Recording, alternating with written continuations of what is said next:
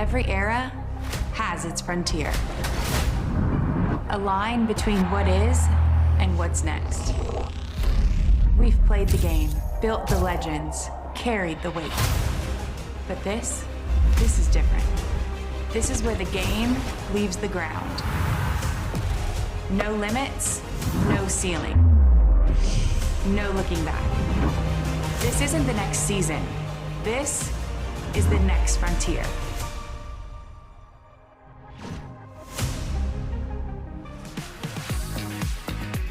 Coming down to the wire in the AUSL regular season, Oklahoma City is in town to take on the Texas Volts. Maya Brady has had an MVP caliber season. She is going to be going up tonight against Nyjah Kennedy, who has been dynamite for the Volts in the month of July.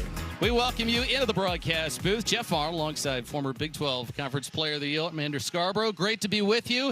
And the Spark, we know what they can do offensively, but at the same time, the Volts are playing their best softball right now. Tough matchup for the Spark because the offense is their strength, but with the Volts, the way that they've been pitching on a 3-game win streak all of a sudden here late in the season, this is going to be tough for the Spark hitters to get things going. This is a must-win game for the Spark. They're currently in 4th place in the standings, top 3, go to the playoffs, but Nyjah Kennedy, Ali Carta, and Rachel Garcia all got a start against the Blaze in the sweep. They got quality starts, went deep into the games, and did not allow any earned runs. Spark are going to have to face Nyjah Kennedy, who is pitching her best of the season. The way that she threw an 8-inning complete game win against the Blaze was the best that we have seen her as a pro. Remember, she's a rookie, but she had 6 strikeouts against the Blaze. She was painting corners with her curveball and her changeup and doing that infamous Nyjah stomp in the circle. She leveled up in the big moments against the Blaze and taking that energy and confidence into this game today. Well, you know, it does take some time when you come into the pro side of things. Nyjah Kennedy, great career at Texas Tech. There are the numbers, and we said that she went the distance in her last game and has allowed just 1 earned run in 14 innings. First pitch swinging, fly ball in the left field. Deja Moipola, who's playing her 2nd game in left, is there to make the catch. 1 pitch and 1 out for Kennedy. So here's a look at the Oklahoma City Spark lineup. The Spark winners of 4 out of their last 6 games. Look at how Sydney Sherrill has performed. 500 batting average over an 8-game hitting streak. And then that top 4 right there is as tough as it gets in the AUSL. Right away having to face Maya Brady, who majority of this season has been the leadoff hitter for the Spark, but Sydney McKinney leadoff, moved Maya Brady down to the 2-hole, and Sid Romero, who's having a hot season too, on deck in the 3-hole. Yeah, you see a couple of different MVP candidates. Maya Brady, she missed 4 games on account of an injury, but she is still right there with among the best players in the league. Bunts this one foul. And you mentioned, Amanda, you know, you have Sydney Romero, the year that she has had. And then you also have to factor in Sammy Williams as well, who's come out of nowhere for Chicago. Yeah, the 1-2 punches that the Spark and the Bandits have are the best in the league. Or I guess it was a 1-2 punch. It 1-2 in the order with Maya Brady and Sid Romero. Now it's going to be a 2-3 punch in the lineup with them moving down a spot in the lineup. But Maya Brady hitting for average, hitting for power, scoring a lot of runs, in large part because Sid Romero is driving her in. 2 balls and 2 strikes. She's got a 5-game hitting streak going right now. And what's amazing about it for Brady is that if you look at her total time spent in the AUSL, she's hit safely in 21 of her 22 career games. When she has been healthy and in the lineup, she has been not even just one of the best hitters in the AUSL, but one of the best hitters in the world with what she's been able to do and the way that she's playing this summer. Been absolutely electric to watch on defense as well. She'll take down for ball 4, so Nyjah Kennedy hands out a free ticket, and Sydney Romero coming up against this Nyjah Kennedy pitch mix. And Kennedy's still going to use her rise ball the most out of any of her pitches. That's a pitch that she is known for, 70 up in the zone. Mixing in her curveball and her changeup as well. Her curve and her changeup in terms of the batting average against they've been her best pitches Fly ball out to right field. Coffey going back. It's off the bottom part of the wall. Bobbles for a moment. Here comes the send around for Brady. Throw is cut off by Romero, and it's an RBI double for Sydney Romero. So what did you say, Amanda? Brady gets on base, Romero drives her in, and we see it here in the first inning. At the top of this Spark lineup truly does give them a spark to the rest of the offense. Romero goes up and looks for a curveball that just doesn't find a corner. It's over the heart of the plate, does not get out enough, and Romero gets a double off of Nyjah Kennedy, who in the month of July has only given up one extra base hit. Brady has all the speed, scores easily from first. Well, a little comebacker taken care of by Kennedy there. So Wiz is retired on one pitch, and now they're 2 away. Yeah, this Nyjah Kennedy that we have seen pitch in the month of July has been a different Nyjah Kennedy than what we saw pitch in the last half of June. Remember, she joined the Volts June 14th.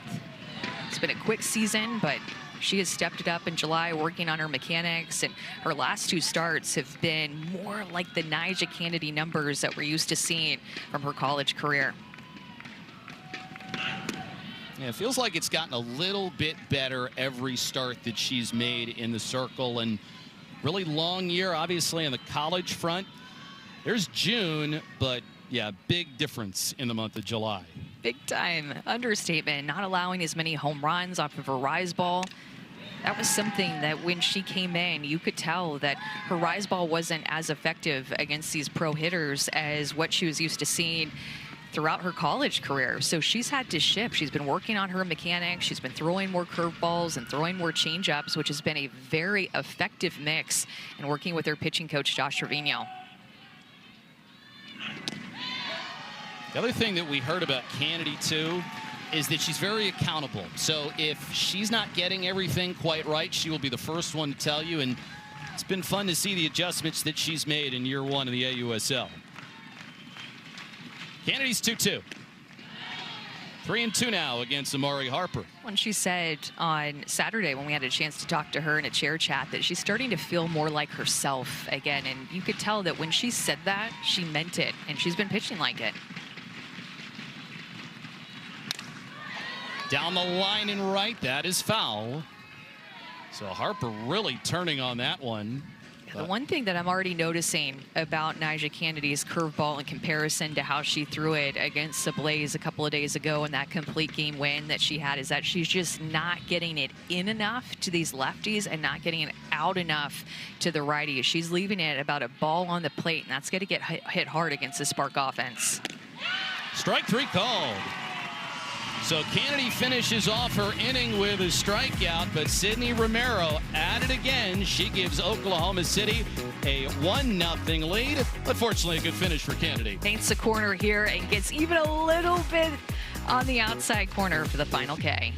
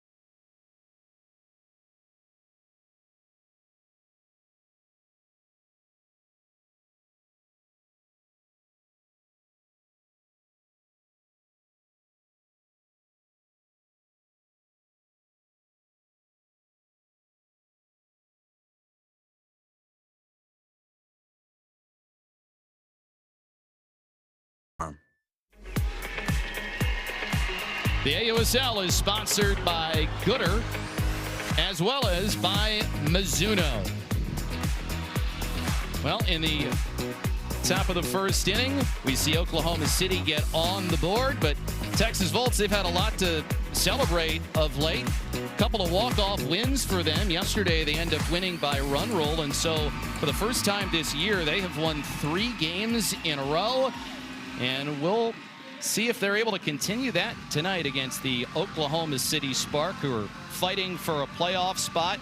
Jackie Liss, she was one who had a walk-off RBI, and then in the final game of their series against Carolina had a 3-run homer too. So it'll be Riley Boone to start things off, and she'll cut and miss with the first pitch she sees out of Jalen Ford. Good to see Jalen Ford get just her second start of the year. They've been using her a ton in relief. I think they have a lot of belief in her and her mindset and the way that she is a veteran, has played many years of professional softball, so they believe in her in those high leverage moments. But this is a pretty high leverage moment too. Giving her the start, feels like the season is on the line. Every game moving forward is going to be a must-win game for the Spark. So give the ball to Jalen Ford coming from the left-hand side. She is a tough lefty-on-lefty matchup. 1 ball and 2 strikes. I mean, a lot of professional experience since 2017. She's competed in the Japan Diamond League. And it's, I think, maybe the real question mark about the Spark. Are they going to be able to do enough on the pitching side of things? Boone into center field. Brady is able to make the catch on the run. And, of course, coming from the left-hand side with Jalen Ford, she's going to rely a lot on her curveball. She can throw it on both sides of the plate. It is her most used pitch. She'll throw it 64% of the time, what we've seen from her.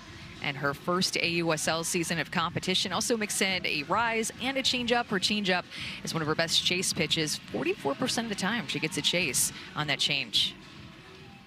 And the good thing, if you are in the circle for Oklahoma City, you know your offense is going to back you up. Here's Danica Coffey for the Volts. And there is strike 1 into her. Oklahoma City coming off a win against Utah on Sunday. The Spark have won 4 out of the last 6 games that they have played. That follows a 5-game losing streak. I feel like there's been some big momentum shifts in this league all season long. There's been some long win streaks, some long losing streaks all throughout June and July. And somehow all of a sudden we're just, what, a week away from College Station. Maybe a little bit more, but regular season ends on July 20th, so time is winding down. I mean, and a lot is at stake still. Like, who is going to end up claiming that top spot in the AUSL? You were thinking for most of the year that's going to be Utah, but Chicago is right behind, and Chicago and Utah are going to play each other to finish off the regular season. Oh my gosh, I'm going to be so locked in. Jeff, I know this is the first time that we're working together, but I watch every game. I'm locked in to every AUSL game. Now, in the college game, there's a lot more games, so I can't watch every game. But I'm watching softball every night. I am going to be watching an AUSL game every day from now until July 20th, because there will be one, and all of them are going to be so important. I just cannot believe that the Talons and Bandits play each other for the final weekend. They're going to be playing for that top seed. Coffey swings and misses. So Ford picks up the strikeout. This is that rise ball. It also gets really good chase, too. We talked about the changeup with the chase, but her rise ball gets a chase 50% of the time. It has explosive movement, and when her curveball and rise ball are working, like what it looks like already early in this start, Jalen Ford is tough. And that was kind of like a fast-moving elevator. As there's a strike into Tiare Jennings. The kind that we always wish that we had, the fast-moving elevator. There aren't very many of them, Jeff. Not many, but ones like that certainly stand out. Even count against Jennings, is one of the leading hitters on the Volts this year.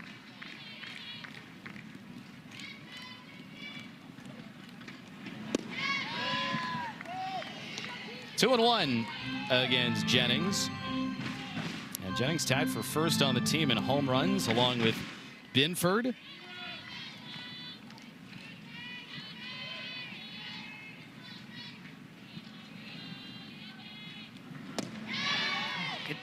swing and miss there on a pitch that is not one of her top 3 pitches, going down the zone with her drop ball. That's some nasty movement to it, not expecting it at all with her curve and rise being her most used pitches. She's looked sharp in this first inning of work. Because as you said, Amanda has not started very many games this year.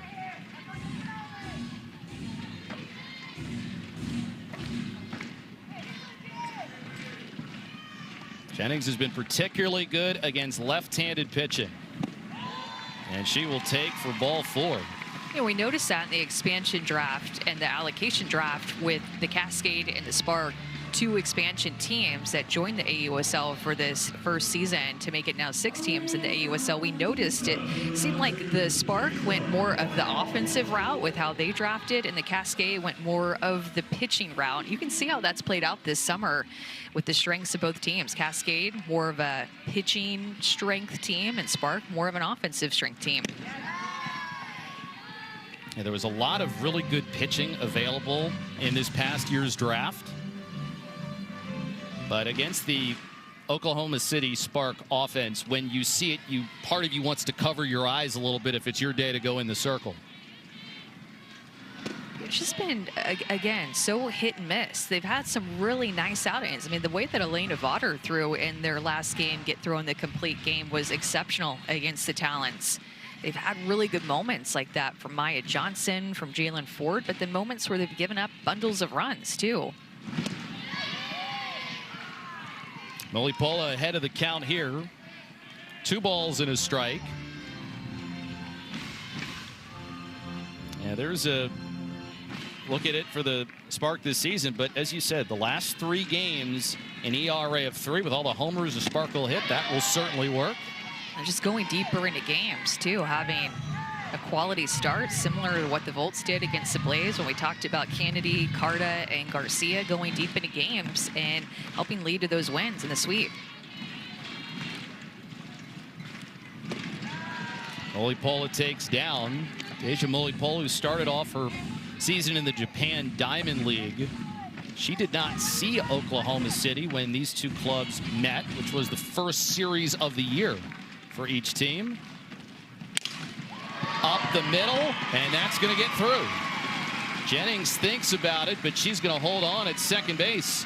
And Jalen Ford is really athletic in the circle, and so is Nyjah Kennedy on the other side. We have some really athletic pitchers actually in this series between the Spark and Volts, and this is a ball that she went up on and pulled her glove back. It could have been an out, but look at how she pulled her glove back, thinking that Sid Romero was going to be there, not understanding that Romero wasn't playing so much up the middle of the field, so she was late getting there. But you see Ford pull her glove back, thinking she didn't want to knock it down, and that led to a hit.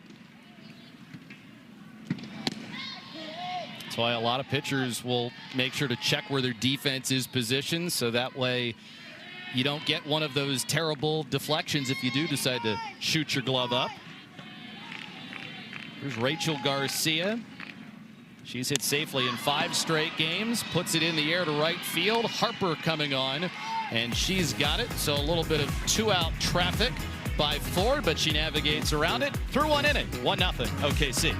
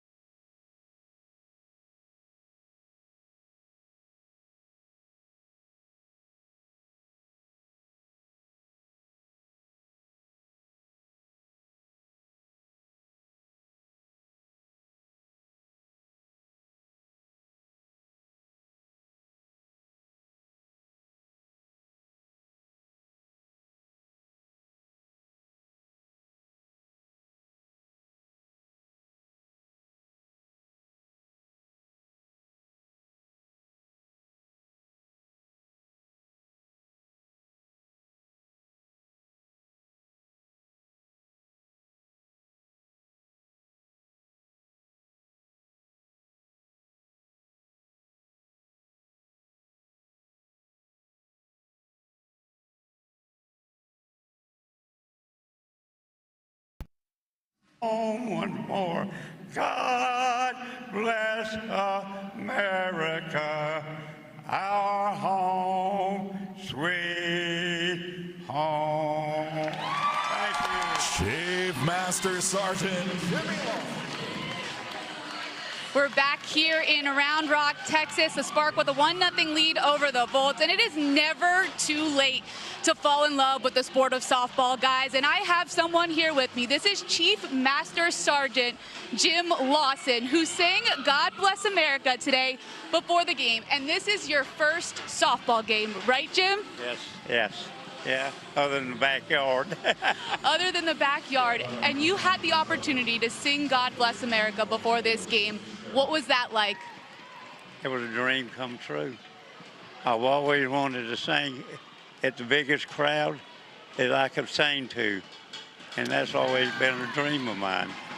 Yeah, it would not bother me to stand on the Capitol steps and sing to multitudes.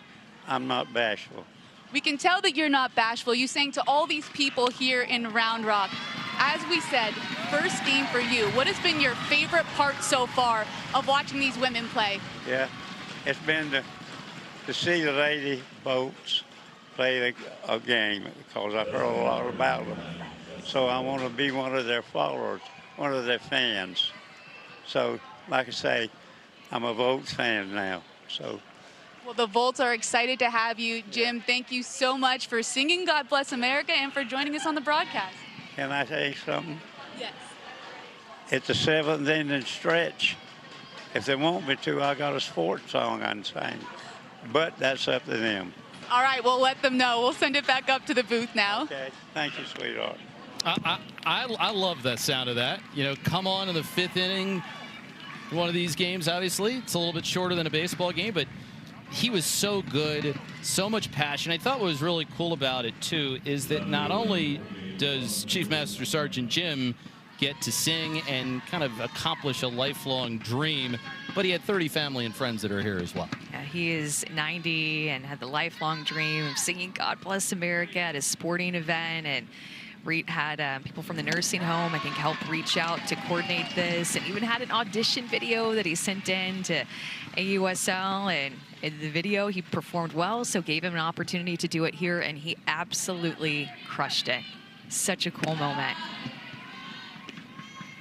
Yeah, thank you so much for your service, Jim. And another great thing as the AUSL goes along, some of the great moments have been on the field, but some of them have been off the field too, and one that we will not be forgetting. Here's Bubba Nichols, Camarena, facing Nyjah Kennedy. Give up an RBI double to Sydney Romero in the 1st inning. As Romero trying to make her case for MVP in the AUSL. 15th RBI for Romero in her last 9 games, turning it on when her team needs her.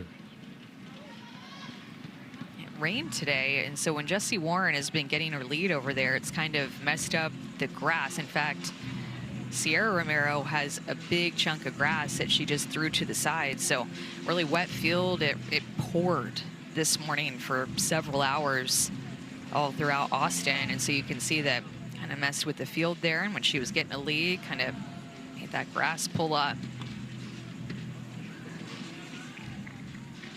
And it's one of the unique features about playing here at the Dell Diamond, a grass surface, and it's one that the Volts have gotten used to as the year has rolled along. 2-1 here against Camarena.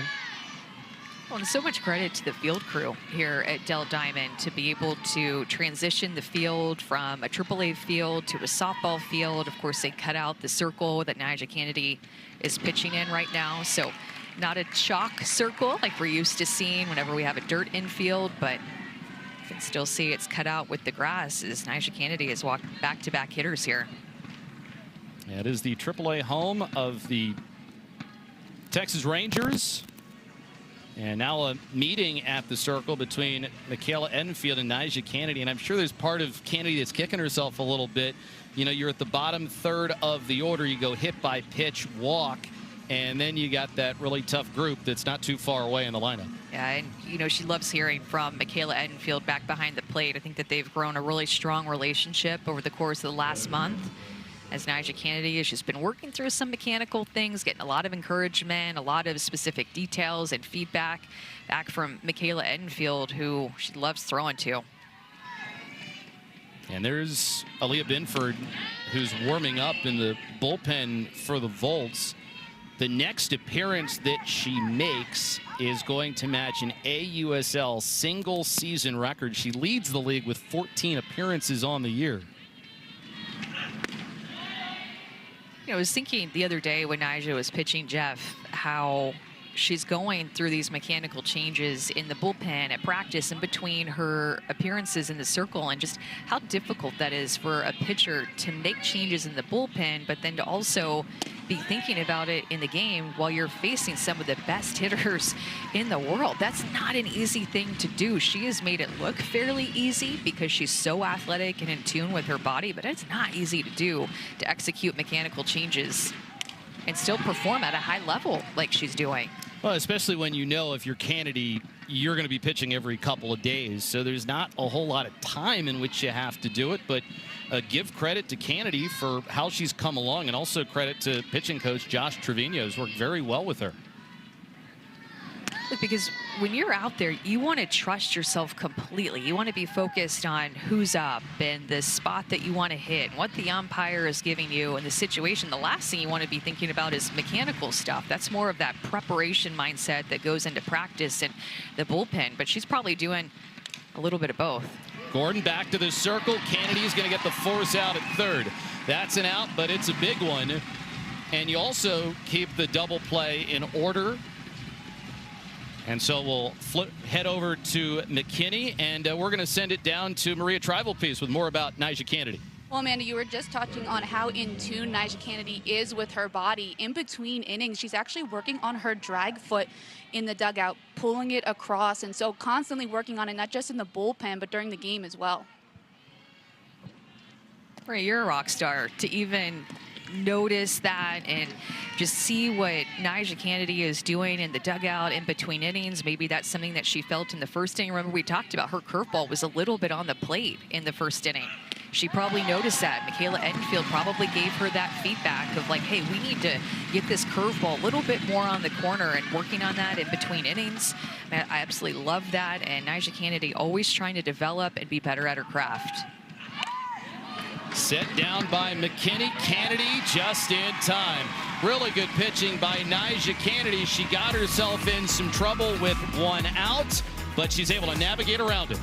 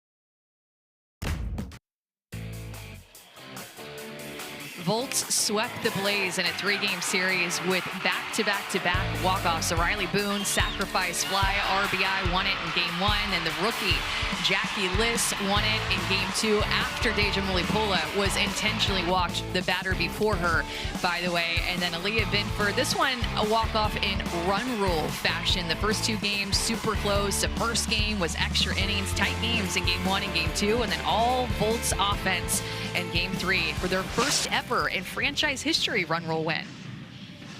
And there it is. Boone, Liss, Mulipola, 3 key pieces of your offense. You hit over 500. Rest of the team, but then you also have to factor in just how good the pitching was in those 3 games as well. And it was a stretch, and it's been a stretch for Texas where they've brought it all together. That's the thing about the Blaze and their struggles right now. The Blaze are still in the postseason hump, but they have not done themselves any favors. They've had heartbreaker after heartbreaker, losing, I think, 4 walk-offs in their last 5 or 6 games. I mean, it has been tough going for the Blaze, who are still fighting for a top 3 spot in the standings for a chance at the playoffs. Here's Jackie Liss. Had her first pro home run in the first inning yesterday, as Texas getting that run will win against the Carolina Blaze.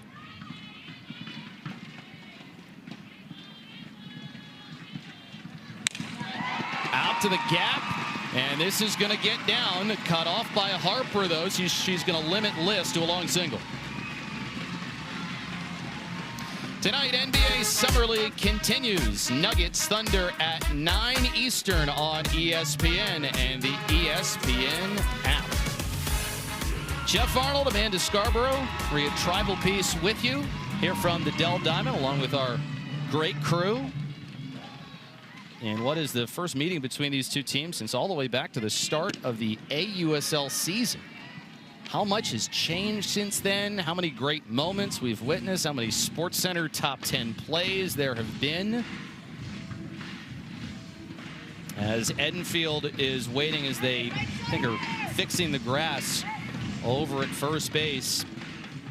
It's going to be tough to get your footing as a base runner over there, though, as you said, the grounds crew has done everything that they can with all the rain that we had earlier on. I would not want to be a first baseman, either wanting to stay down on some ground balls headed that way, because oftentimes that first baseman going to be playing back behind where that divot is happening. But every lead, whenever that runner gets their lead, they plant their right foot down and push back against the grass to go back to first base, and it's just causing a real situation out there. Now here comes Lyndon Baptiste, the home plate umpire.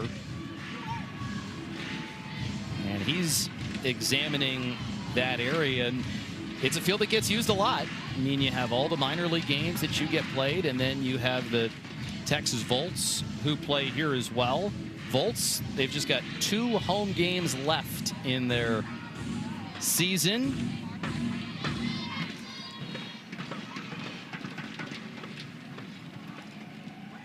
When the field was so wet, they didn't even take BP out on the field before the game. Usually that's something that happens every pregame. Both teams are out on the field taking BP, but that just did not even come close to happening, just to let the field breathe and dry out a little bit because of all the rain that's been had today. 1-1 against Michaela Edenfield. He's done a really good job getting to know the pitching staff that the Volts have assembled. Sets the bunt down, and it'll spin foul. And so she is in the lineup tonight. You also got Deja Mulipola in the lineup. She is out in left field for a change, so you get both of them in there. I really like the battery of Rachel Garcia and Deja Mulipola, who have known each other for a while, and you can tell that Edenfield has been Nyjah Kennedy's everyday catcher, a growing relationship there. Both very young players compared to the veterans of Mulipola and Garcia. Edenfield on that one. Keeps the count of 1-2. It's a battery that we get to see for years to come. I'd love to see Edenfield catching Nyjah Kennedy for years in a Volts uniform and them sticking together and growing their relationship like Garcia and Mulipola.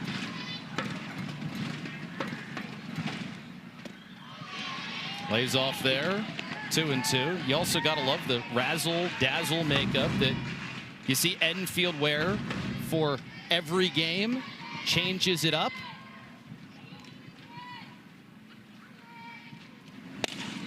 Yanks that one foul. Josh Urich, the third base coach, has to go jumping out of the way. Yeah, 73 miles an hour off the bat, so that one got on him in a hurry. But the razzle-dazzle, yep, absolutely what Michaela Edenfield is known for. She's very proud of it, takes a lot of effort and attention into the makeup that she puts, especially on her eyes pregame. Part of her pregame routine. Do you have any special pregame routines when you would pitch? I think I just put my socks on the same way. Other than that, pretty basic. Putting the uniform on the same way. Had a sparkly headband, and I was feeling like I was good to go at that point. Enfield down the line and right. Harper's been busy, is there to make the catch. So it makes a nice play there as Enfield gave it a ride. One out in the bottom of the second.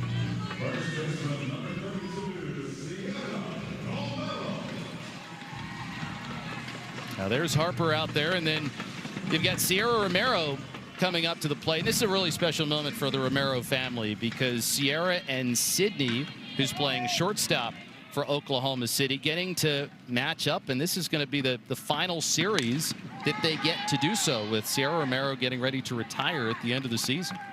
So their mom, Melissa, was here yesterday. Even Sydney Romero got to come to the field and watch Sierra play the Blaze in Game 3 of that series as the Spark got here early for their series that would start today. Sophia, their other sister, was in town as well, and Sierra hit a really special moment yesterday. Her hitting a home run, and Sydney, Sophia, and Melissa getting to celebrate and be together to watch it off the bat, putting on the phone, on the videoing everything. It's an athletic family, to be sure. You've got both Sydney and Sierra, who are doing their thing in the AUSL, and then their brother Mikey, who happens to be playing in the Boston Red Sox system.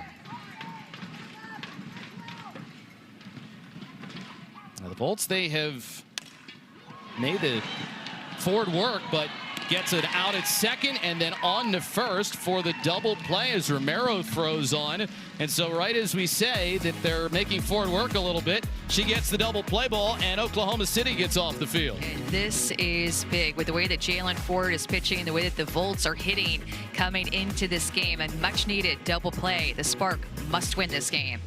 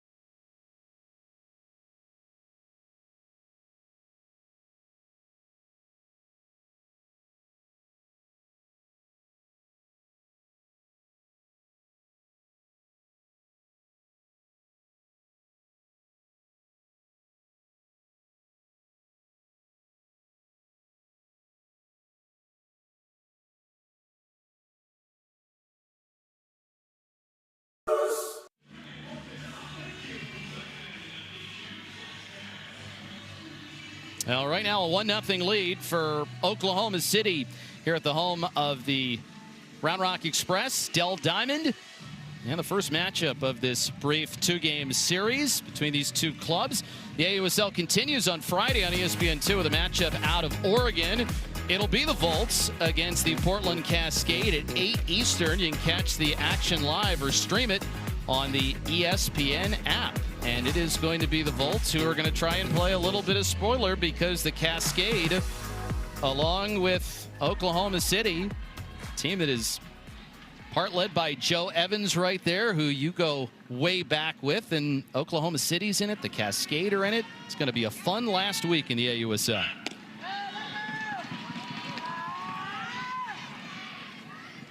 So it'll be Brady, Romero, and Wiz. Give Kennedy some credit in the last inning.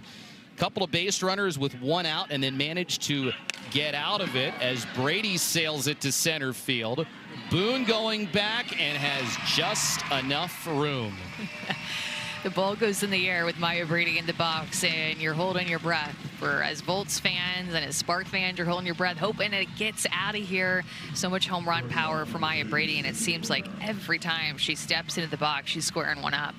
Yeah, the only thing you can really hope when Brady comes to the plate is she's not hitting with anybody on base. Romero, she hit with Brady on base her last time and collected her 15th RBI in her last 9 games. Huge season for Sydney Romero. And there's been such a big difference before how she played in year 1 and how much she's developed in year 2. She struggled with a little bit of an injury last year that she was fighting throughout the season, but she put in the work coming into this season, and it's clearly paid off. She got stronger. She's had more hits, scored more runs, 7 home runs compared to just 1 last season. And then what she's been able to do at shortstop, too, she's an athlete that you could put in any defensive position, but they put her at shortstop for a reason. Kirk Walker, the GM of the Oklahoma City Spark, believed that Sydney Romero could be the everyday shortstop for this team, and she has thrived. Kennedy gets a strike over there to Romero, but she's still in the driver's seat on 3-1. Kind of cool for Sydney Romero. Played for Oklahoma, so it is a bit of a homecoming for her, getting to suit up for the Spark.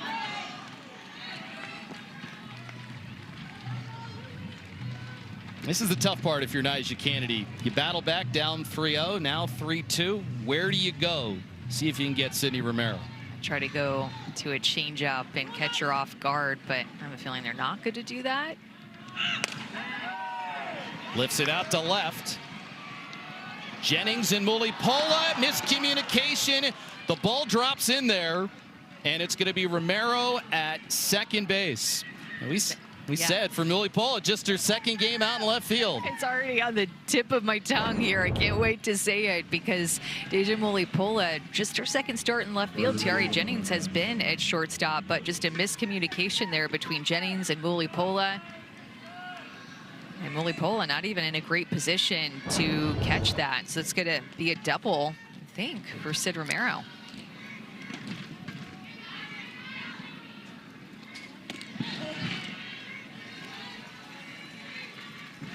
We're still waiting on the ruling.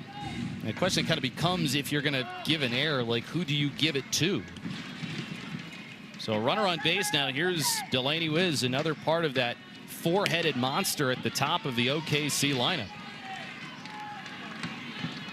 Going to that changeup a couple of times. It's a pitch I was thinking just going to throw to Sydney Romero and that last pitch, but she went to her rise ball instead, which is moving pretty well. Got Brady out on that fly ball to center field on it, and should have been an out to Sydney Romero. So if you're getting two of the best hitters out in the league on that pitch, you're feeling pretty good about the way that that pitch is moving and breaking today.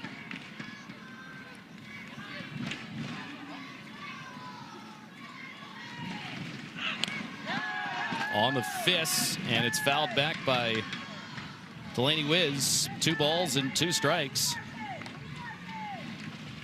Now look at that. Brady, Romero, Wiz, especially that trio. 376. And a reason why the Spark at the very top of a lot of offensive categories in the AUSL. Kennedy gets a strikeout here, though. Big one coming against Wiz. Change up early, then went to the rise, and then finished her off with the curveball. This pitch is spotted well, about a ball off the plate, right at the knees. That's the Nyjah Kennedy that we saw in her complete game win against the Blaze. That is a perfect spot. Again, we'll see Nyjah Kennedy, see if she can eliminate some traffic. And I have to imagine that's something you get better at during your first pro season, is making sure when you make one mistake that it doesn't blow up and lead to a big inning.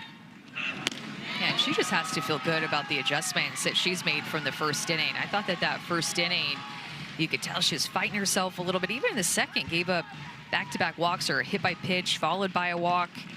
This is the best that I think that she has looked. Still 0-2 against Amari Harper. For those of you scoring at home, Sydney Romero, the ball where there was a miscommunication between Mulipola in left and Jennings at short. That has been ruled a double. She'll take it. Her stats already look really good even without that double, but she'll take another double in her stats. Good pitch. Kennedy with a huge strikeout, back-to-back Ks to end the third inning, and Romero is left at second base. She is feeling it with the way that she's throwing this changeup, second time through the order against the Spark. That pitch is nasty today.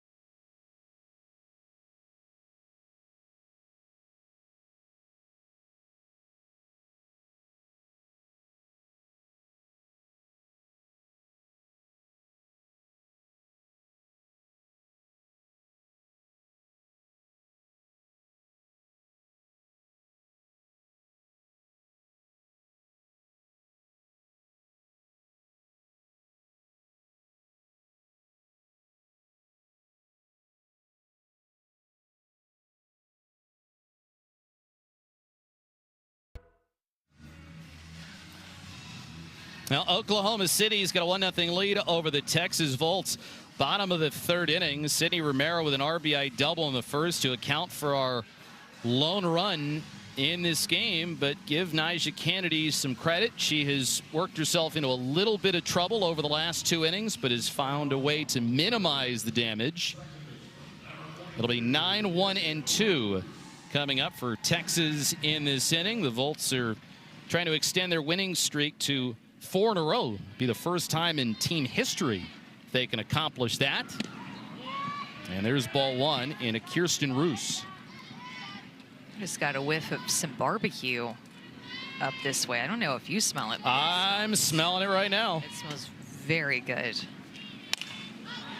Down the line and right. Is this going to drop in? Yes, it will. This is going to go for extra bases.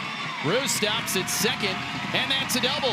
The first extra base hit of the game for Texas. In her first professional hit, Kirsten Roos just continues to find a way onto the field. Reserve player that got pulled up to the Spark actually started that game at second base, and every time that she gets pulled up and needed, she's starting at second base, so she's getting chances. This one falls for her right down the right field line. First professional hit for the rookie. You've got here, Leanne Good is actually not going to be here over the next 2 games. Dropped down by Boone, and that's a good sacrifice bunt that allows for Roos to take third. So your tying run now is right on the doorstep. Yeah, Leanne Good, as we were saying, she's not with the team over the next 2 days because she is at the ESPY Awards. The Texas Longhorn softball team is up for Team of the Year at the ESPYs, and so Roos reactivated for the Volts. So now you've got the infield in and an opportunity for Danica Coffey, who is due up at the plate. A lot of different options with the infield in. Actually, Sydney Romero has taken a couple of steps back and might work her way in, but runner at third base trying to cut that runner off and anticipate a little short game from Danica Coffey. Line right back up the middle. That goes off of Ford and into center field. It's an RBI base hit for Coffey. You're hoping that Ford is okay as the comebacker came right at her, but Texas, they've evened it up. First and foremost, I do think she's okay. She got right up. I think it got mostly her glove as she was able to knock it down, but Coffey keeping her feet still and wanting to swing away and power up with the infield in. Runner at third base. She's going to read the defense, not run through with her slap, use her short game, but hit a ball hard. 73 miles an hour off the bat, right back up the middle. And prior to that RBI single that she just had, she was 2 for her previous 15 up at the plate. With the way that she just ran off the field and celebrated, you know that she might not know that exact number and stat, but she feels every bit of that struggle at the plate. So you know that she's happy about that one, plus tying up this game. And there it is. Runners at third base, less than 2 outs. Offensively, it's probably one of the bigger situational stats that you're going to see.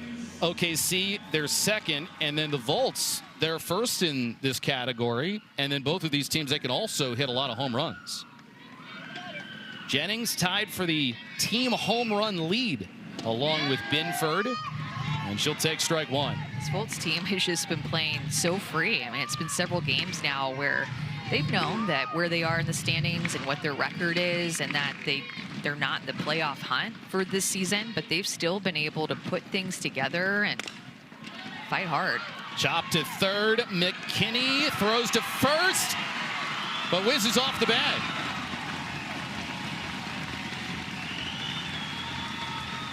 So Wiz didn't get to first base in time, and so Jennings is going to be safe. She was there. I think the throw just pulled her off, and then she tried to get back and do everything that she could, because McKinney, in a bang-bang play like that, knew that that was the only way to get rid of the ball, is just do whatever she could with it to first base. So now a chance here for Mulipola. Take strike one. I mean, we talked about how it rained, and maybe it's challenging for the runner at first base from a base running standpoint, but maybe for some of the infielders too, just how the wet grass might affect their footing from a throwing standpoint. Well, I think it's different for the Spark overall to go from playing at their home field for so long in Oklahoma City. That is a all-turf infield at Oklahoma City Christian, wherever that is their home field, where they play their home games, and then going to an all-grass infield that's wet. Could definitely be playing a little bit slower and different.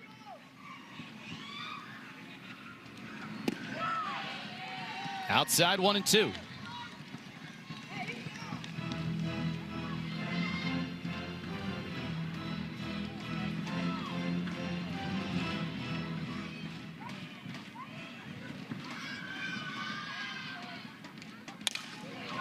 Up the middle. There's one. Safe at first base. Romero caught it barehanded. Few extra style points there, but not able to get Mulipola on the back end. That's so close. I think Amber Flores should challenge this, especially with where we're at in this game and where the Volts are at in their order. Watch Sid Romero barehand this toss from Sydney Sherrill. What athleticism. Oklahoma is challenging the play at first base. The call on the field is safe. This play is under review. I think she's actually going to be safe, but I think that was worth a challenge at first base. Good hustle by Mulipola. And down the line, my goodness, how awesome would that have been if that was a real double play? Sid Romero with the bare hand, getting the toss from the other Sydney. There's 3 Sydneys on the infield for the Spark, by the way. Third base, shortstop, and second. The Oklahoma City Spark, they're tied for the fewest double plays turned, and it was nearly back-to-back inning-ending double plays. After review, the call on the field is confirmed. The runner is safe. This is Oklahoma's first challenge. So there's Tatum Stolting, who lets us know that the call is confirmed. And so you've got runners at first and third, 2 outs in the inning now, but Texas, who is trailing Oklahoma City coming into this inning, they're going to have a shot. And here's Rachel Garcia, who's been swinging it well.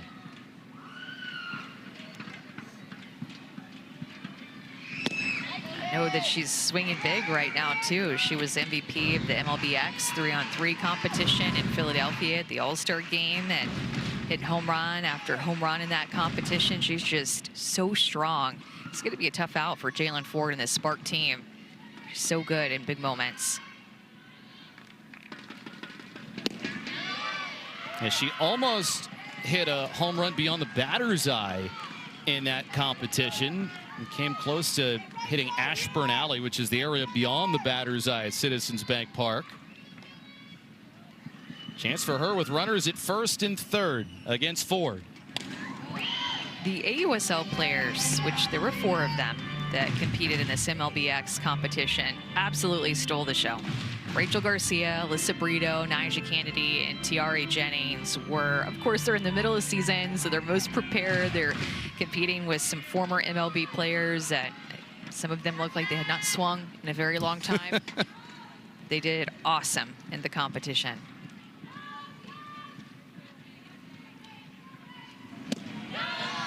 Two and two. And I liked what Shane Victorino, who is one of the coaches, said, that when you watch how well these AUSL players play, it inspires girls everywhere to be able to showcase what you could be at some point and the stage that you could be on.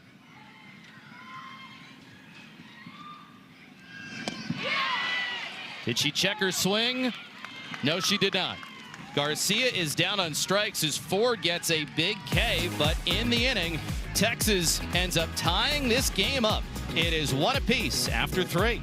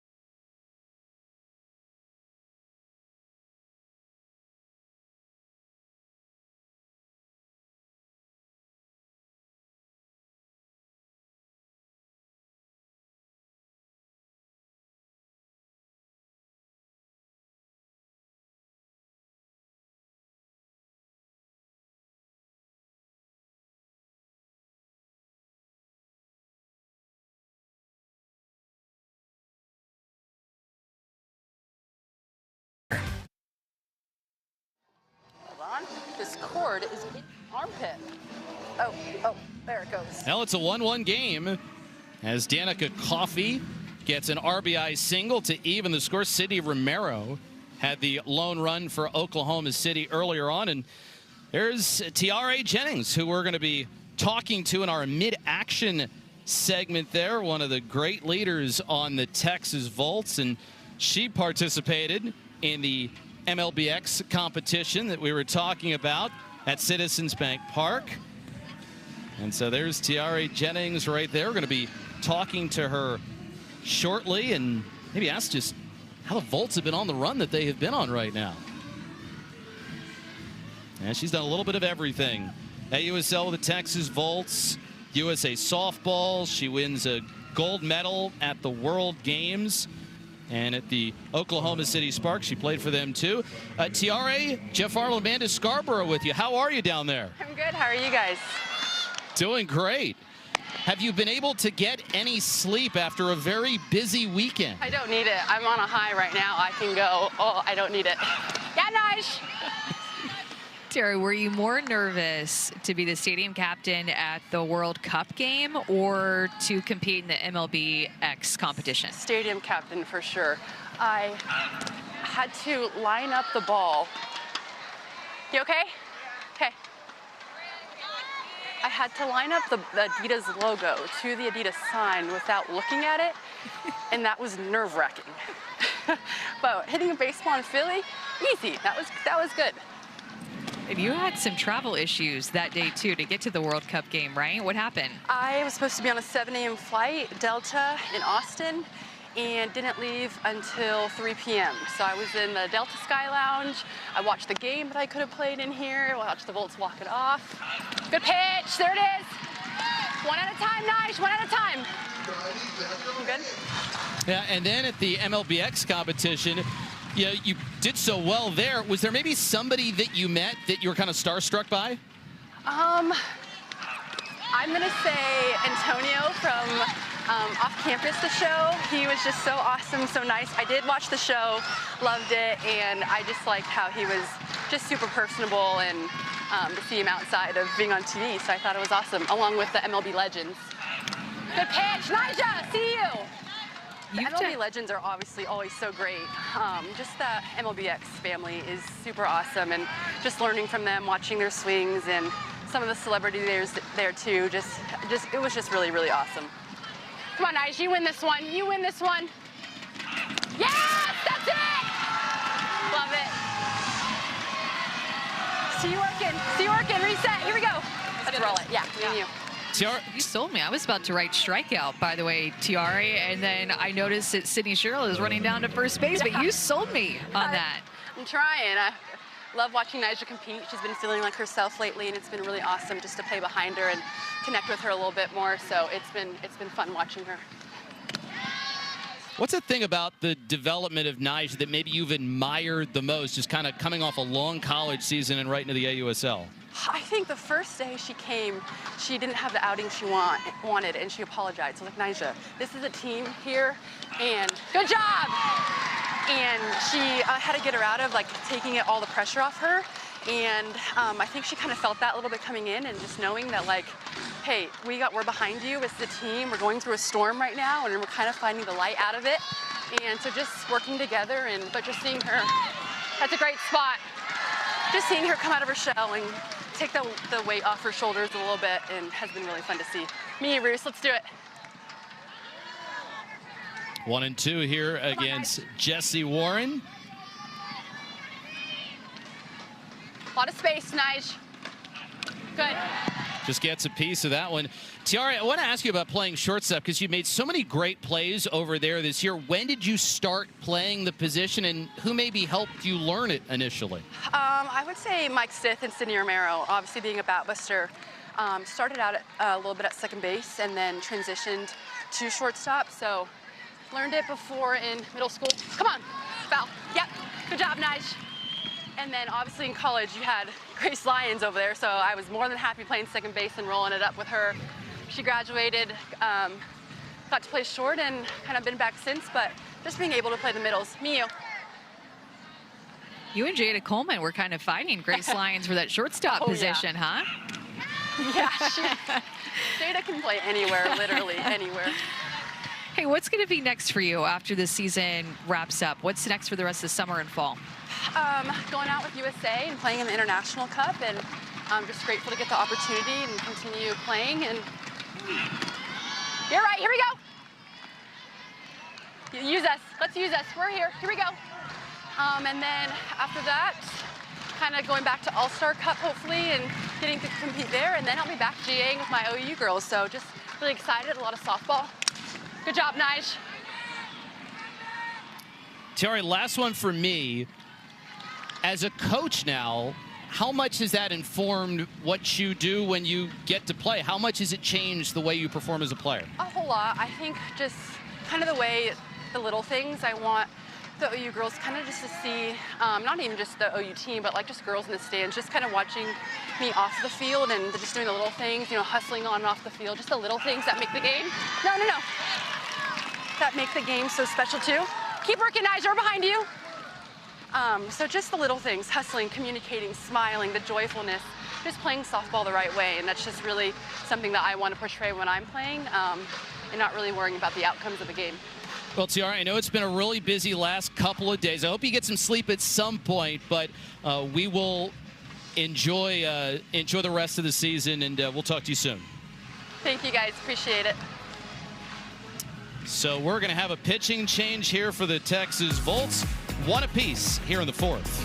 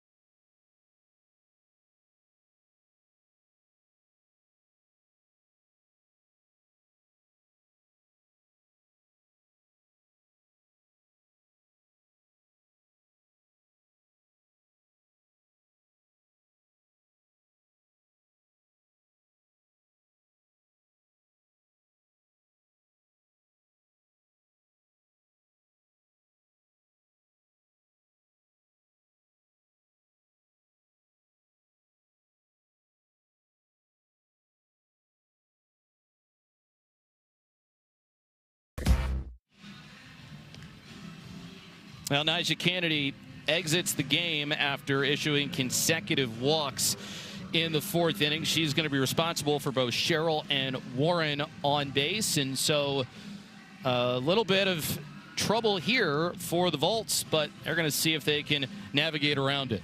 Allie Carter pitched well at her last start against the Blaze, so quickly bringing her in. A lot of confidence in how she's pitching right now. Just, I think, a tough start for Nyjah Kennedy. She had some really good moments mixed in there, but you can tell the consistency, the command just wasn't quite there, so they're going to go ahead and take her out and give the ball to Allie Carter, the veteran.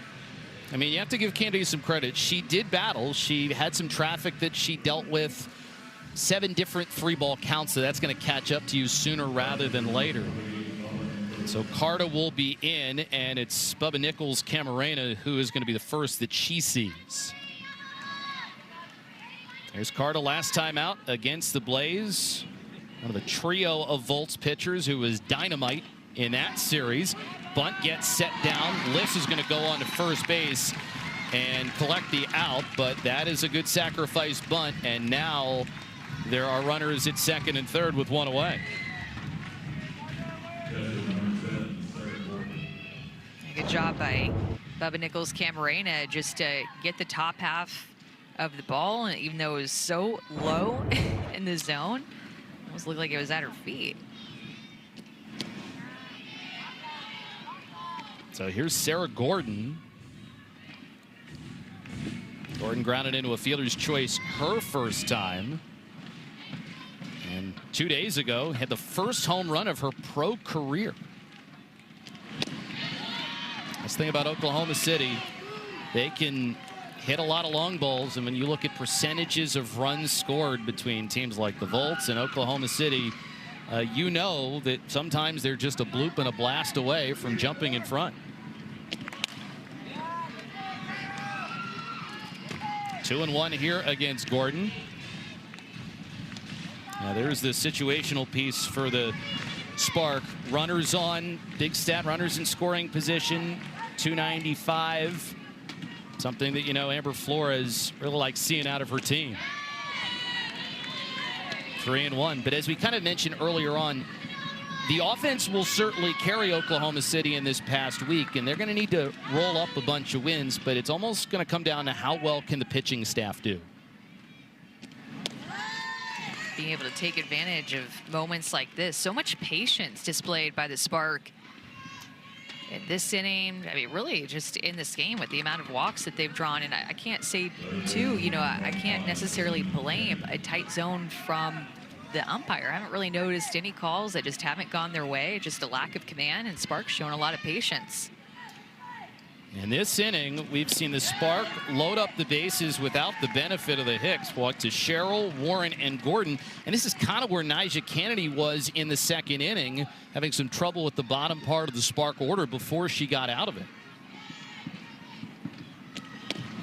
You have to be really careful with who's coming up right now. So double play opportunity with the bases loaded, even though Carta is a little bit more of an upspin pitcher, but Maya Brady on deck, and then Sid Romero in the hole. This has an opportunity to be a big inning for the Spark if they take advantage of it.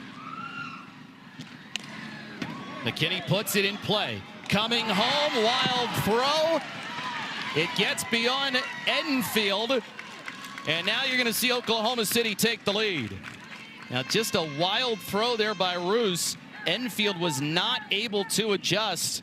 And Oklahoma City grabs 2 off the poor throw. Surprised not to see her just try to tag the runner that was running in front of her. We'll take another look at it right here. I guess it was a little bit too far back behind her, so decided to make that throw home. And I think just feeling the pressure, being a new player on this Volts team, maybe a wet ball too with the infield, playing in the grass, not getting a good grip on it.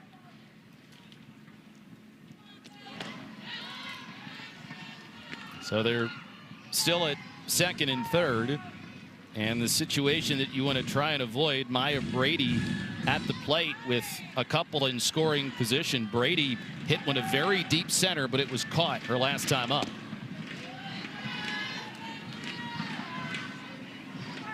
(2-0) here against Brady, who scored the first run for Oklahoma City.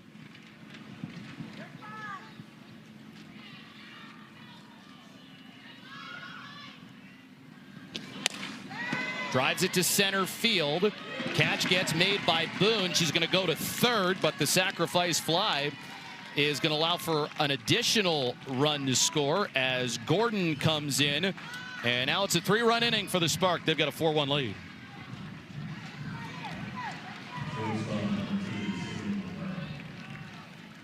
So Maya Brady, she has driven in a run.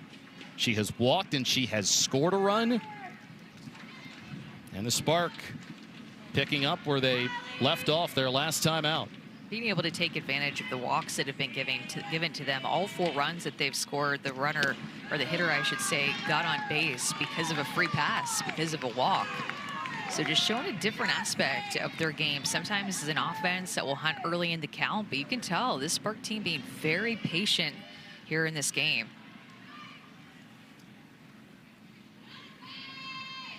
Now, time is called at home plate. And so you get Romero here as she drove in a run via double, and then she was credited with a double after one fell into shallow left, where Jennings and Mulipola were not on the same page. I really like the off-speed pitch that Ali Carta throws. That's what that was, just Sid Romero, where she was just way out in front of that pitch. Carta spins it well. She sells it well with her motion. Got Romero completely fooled with that pitch. We'll see if she doubles up or goes to something hard enough. And her season debut, end of June. Right field here for Coffey. Catch gets made, but in the inning, we see the walks come back to hurt Texas. Oklahoma City gets 3, and they've got a lead of 4-1.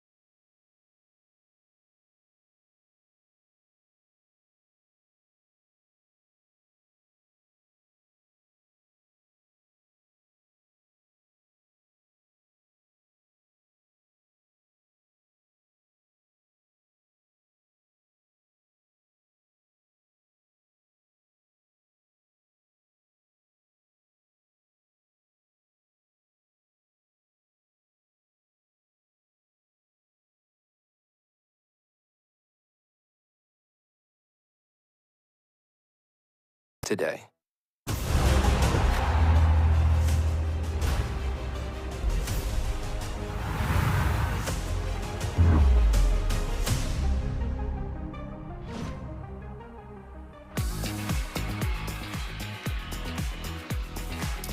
we got a busy night tomorrow in the AUSL. Chicago Bandits are taking on the Carolina Blaze. Bandits have been red hot. And then on Wednesday as well, you got the OKC Spark and the Texas Volts. We'll have that one for you on ESPNU. And then you've got the Talons and the Portland Cascade. A lot of things still to be decided in the AUSL in this final week of the regular season. I didn't know when I agreed to work this game that it was going to be a triple header night. We don't get very many of these nights with the triple header type situation. We have the middle game, so I think I think I'm already feeling a little bit sick, and I won't be able to work tomorrow night. So I just want to stay home and watch 3 games in a row. Well, the fortunate thing is I've got a lot of notes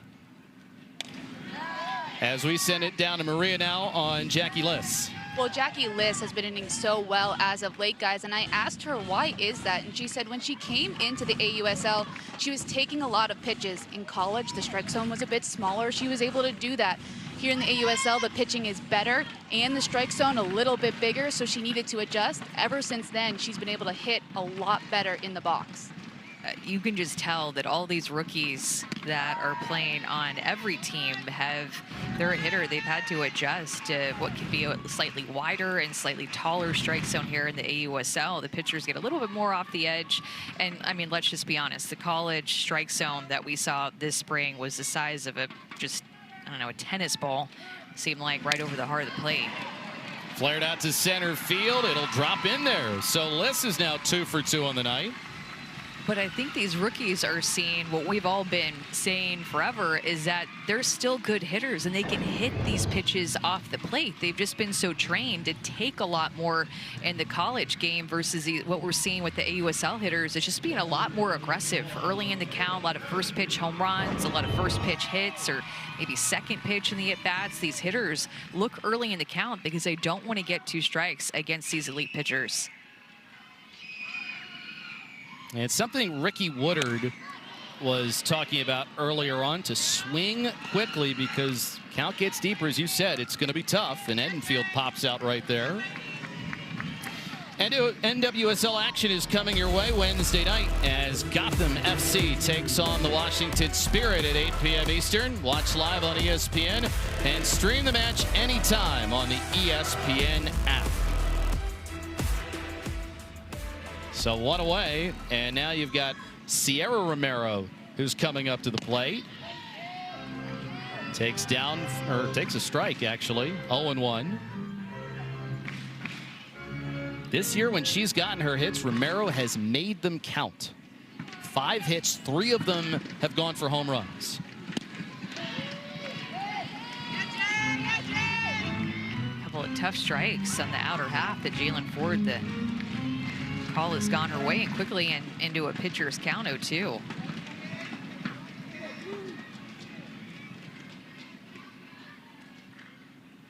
And I think that those first 2 pitches of the at-bat, going off of what Maria was talking about, rookies in the bigger strike zone, prime example of this strike zone just being bigger than what we saw in the college game. And it makes a really big difference. It helps out the pitchers some, and then the hitters have to do it a little differently as that skidded up the middle into center. Romero has got a base hit, and now you see Texas trying to battle back after the 3-run Spark 4th. Just a veteran swing by Sierra Romero, just to be able to throw her barrel at that changeup last minute, 56 miles an hour. And Sid Romero, her sister, by the way, was playing more up the middle of the field and able to scoot it past her. 72 miles an hour exit velocity off the bat. That jumped off the bat for a 56 mile an hour pitch. And she was well out in front of it. So you get Roos up here, just coming off her last at bat where she got her first AUSL hit. She's jammed here, fouling it away. Now Roos sending it down the line. Scored a run in the 3rd inning. Hit a lot of home runs in her last 2 college seasons. 40 total home runs in college, 30 of them in her final 2 seasons. 1-1. 3 Georgia rookies in this game. Sarah Gordon back behind the plate, Kirsten Roos, and then Jade Goodwin not getting the start today, but also on the Volts team. First and second with 1 out. Tied up there, 1 and 2.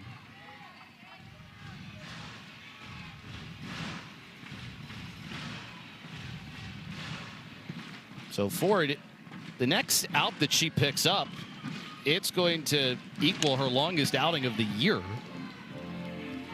As we send it down to Maria Tribal Piece. Well, the first time Kirsten Roos was activated out of the reserve pool, it was actually to the Oklahoma City Spark. But here's the thing, she was coaching in a travel ball tournament. So when she told her players, they went absolutely crazy. She had to be on a flight at 6 a.m. the next day to get to Oklahoma City to play. Now she's here with the Volts, this time getting her first AUSL hit. And Aaliyah Binford actually said, hey, it's because you have the right colors on now that you're able to get a hit in the AUSL. She had a day. She woke up at like 3 a.m., had to get on a flight, played in a game that night, went late into the night. I think she went to sleep at like midnight or 1 a.m. Just a long day for Kirsten Roos, but I'm sure that adrenaline was running on a high, and that energy from her team. I just love knowing that she was coaching girls that can look up to her and see her get the call up, so to speak. I know that that's going to be an option for them once they are old enough and get an opportunity to play in college post that. You're never sure when that call is going to come, but you need to be ready for it whenever it does. Working the count here against Ford. It's now 3 and 2. The senior class that we had in this 2026 college season was just so deep. See a lot of rookies making an impact on these teams in all different types of ways. Swing and a miss. Sees 8 pitches, but ultimately Ford gets the strikeout. 2 gone in the inning now. Rise ball that was called, but it has some screwball action, meaning it's going to move away from Kirsten Roos, kind of head toward that left-handed batter's box. Gets the chase, but I like the spot of it, kind of like a low rise with screwball action. So you get Riley Boone up to the plate, hitting with 2 outs. In the air, center field. Brady there to make the catch, and really nicely done by Jalen Ford. A couple reach base, but no damage done. OKC up 3.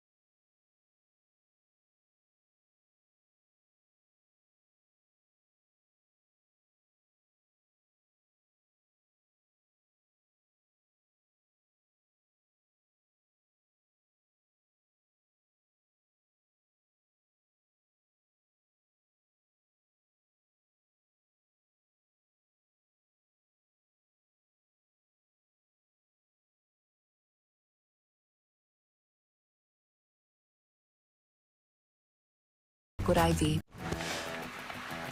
Well, we have got the ESPYs coming up, and Megan Grant, she had a record-setting year at UCLA, single-season record for home runs, and with a cascade, she's attempting to set the AUSL single-season record as well. At the ESPYs, she is up for best record-breaking performance at UCLA, and then the Texas Longhorns aren't too far away from here. They're up in a couple of ESPY categories themselves. Tegan Cavan for an individual award for best championship performance. I mean, that could have happened for her in 2025 as well. She was the most outstanding player in the Women's College World Series last year and this year. And Texas Longhorn softball team going back-to-back, winning 2 national championships, up for best team. So I think there's going to be quite a few Texas softball players at the ESPYs representing and seeing if they're going to win.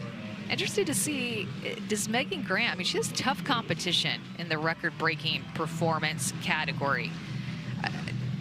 There's a lot of competition. You have home runs, a sacks record, 6 gold medals at the Winter Olympics. I mean, that's pretty good. And then a sub 2-hour marathon time. So if she wins it, that is going to be an all-timer for the ESPYs. And, you know, Jeff, we've had winners from our softball players win several ESPYs in the past. So hopefully she gets it.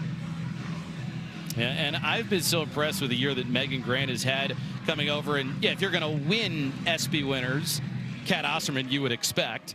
And then Taryn Mowat, who's the pitching coach with Chicago. A lot of AUSL ties amongst that group. Yeah, I love it. Kat Osterman, who's the general manager of the Volts. You can barely see her. She's inside today. Caught a foul ball yesterday and gave it to a fan, which was fun to see. But she won a couple in back-to-back years there. Taryn Mowat McKinney, she's the pitching coach for the Bandits. Jocelyn Allo in the mix. Love seeing her. Softball players winning awards. It's big time to win an ESPY. Yeah, we'll see how things end up turning out. Leanne Good, who he said is with the Texas Volts, she is actually headed to the ESPY Awards after her team. 1-1 here against Delaney Wiz.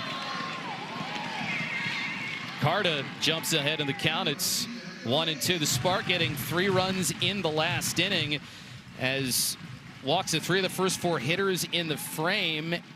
And then a throwing error thrown in there, and then a sacrifice fly. So in the 4th, you see the Spark get 3 runs. They do so without the benefit of a hit. Yeah, in fact, they're 0 for 8 with runners in scoring position. So not gotten that big hit, but have just found different ways to get on base and make things happen.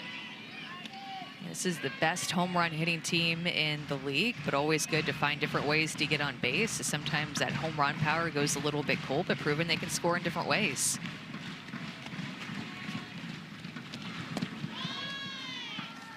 3-2, and it's important, especially if you're going to be one of those top 3 teams that makes it to College Station, that you're going to be able to score runs in different ways. Spark trying to get on a run. Fly ball out to left field. And a nice play made there for out number 1. Goodwin makes the catch. The ESPYs, they are live Wednesday at 8 Eastern on ABC and ESPN, celebrating the biggest moments in sports. Don't miss it or catch it anytime on the ESPN app. Good time to have the ESPYs because it's those interesting times in the sports calendar. I mean, you've got the AUSL and great opportunity for fans to tune in because of the playoff race, but yeah, not a whole lot going on. You got the baseball all-star game tonight.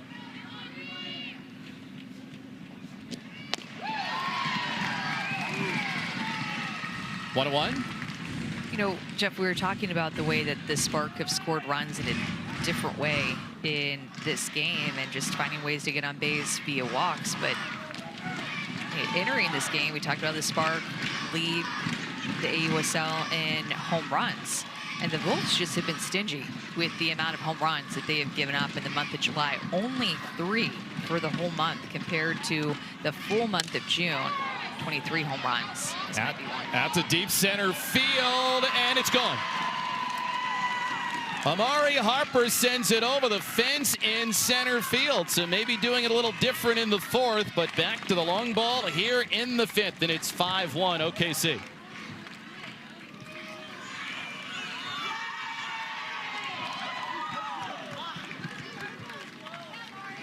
So Harper gets the home run off of Ali Carta, who came in for Nyjah Kennedy in the last inning. It's the 4th home run given up by the Volts in the month of July. Kind of an unsuspected person it came from, right? We talk a lot about Brady and Romero and Delaney Wiz, but Mari Harper, the rookie, her 2nd home run of her rookie season. That was a pitch right down the heart of the plate, a mistake by Carta that she took advantage of. That's outside, 1-1. Let's send it down to Maria. She's got Amari Harper. Amari, this Volts pitching staff has been so stingy with the amount of home runs they give up. How were you able to put one out of the park? Honestly, I've been really stingy with my at-bats. I felt like I just needed to get a good swing off and give it my best, and whatever happens, happens, but just looking for something more down the plate and in my zone and just taking a hack. Well, you certainly did that. I'll let you get back to it. Thank you, thank you. And makes that home run even sweeter, the fact that Amari had struck out her first 2 at-bats, but not letting those first 2 plate appearances get her down, found herself in a hitter's count, just got her swing off. I mean, and you look at the players in Oklahoma's first series against Texas who were so big to them winning 2 out of 3 games. Harper was at the very top of the list. And they're a big add-on run, and Carter does not get the call. There's Harper, 3-year letter winner at Texas A&M, transferred to Oregon for her senior season. Ari's mom playing for Patty Gasso at Oklahoma as well, and there's ball 4 to Sydney Sherrill. Amari Harper was recruited by Joe Evans before Joe Evans left Texas A&M, so they're able to be reunited. Haley Lee as well on the Oklahoma City Sparks. So a few connections there for Coach Evans, who is currently the head coach at UC Santa Barbara and finds herself in the middle of the country in Oklahoma City coaching the Spark team and just having an absolute blast being a part of this league. Do you have any favorite memories of Joe Evans from your time at College Station? It's the high five when you round third and she gives you a high five when you're headed home after a home run. Like, that high five will forever be cemented in my memory from being with her and getting a chance to play for her. It's just this solid high five that is undeniable that I just loved feeling it, rounding third base and heading home.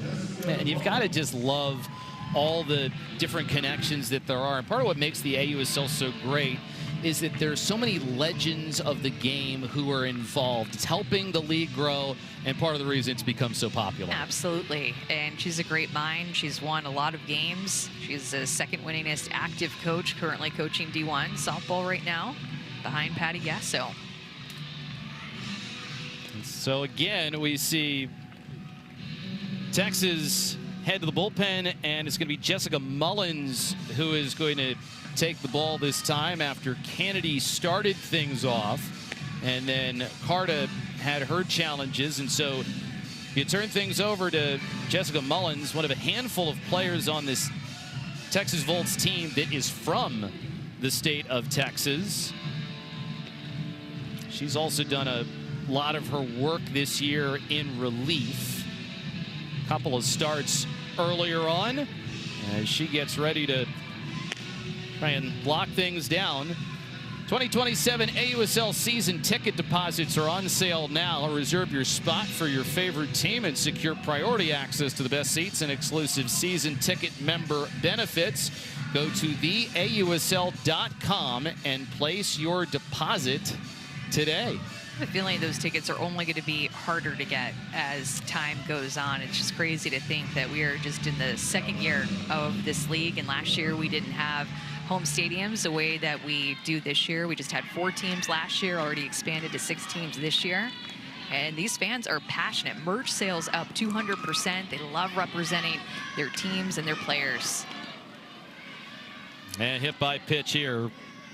But Warren is going to be told to stay in the box, and that she leaned into it. And I think this is a good call from Lyndon Baptiste.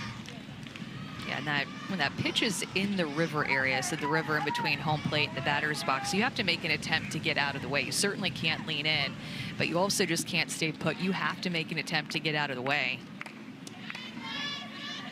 And so she leans in. The pitch is a strike.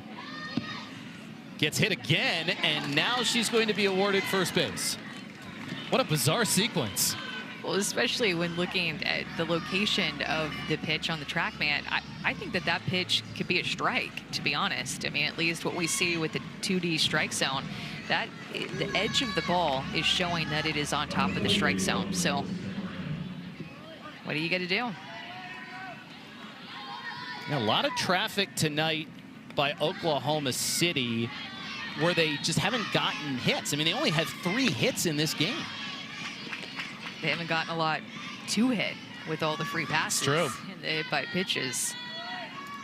And I think that that's a part of these Volts pitchers, knowing that they have to be careful with these home run hitters that are coming up. I mean, they didn't have to deal with that a lot against the Blaze in the last series.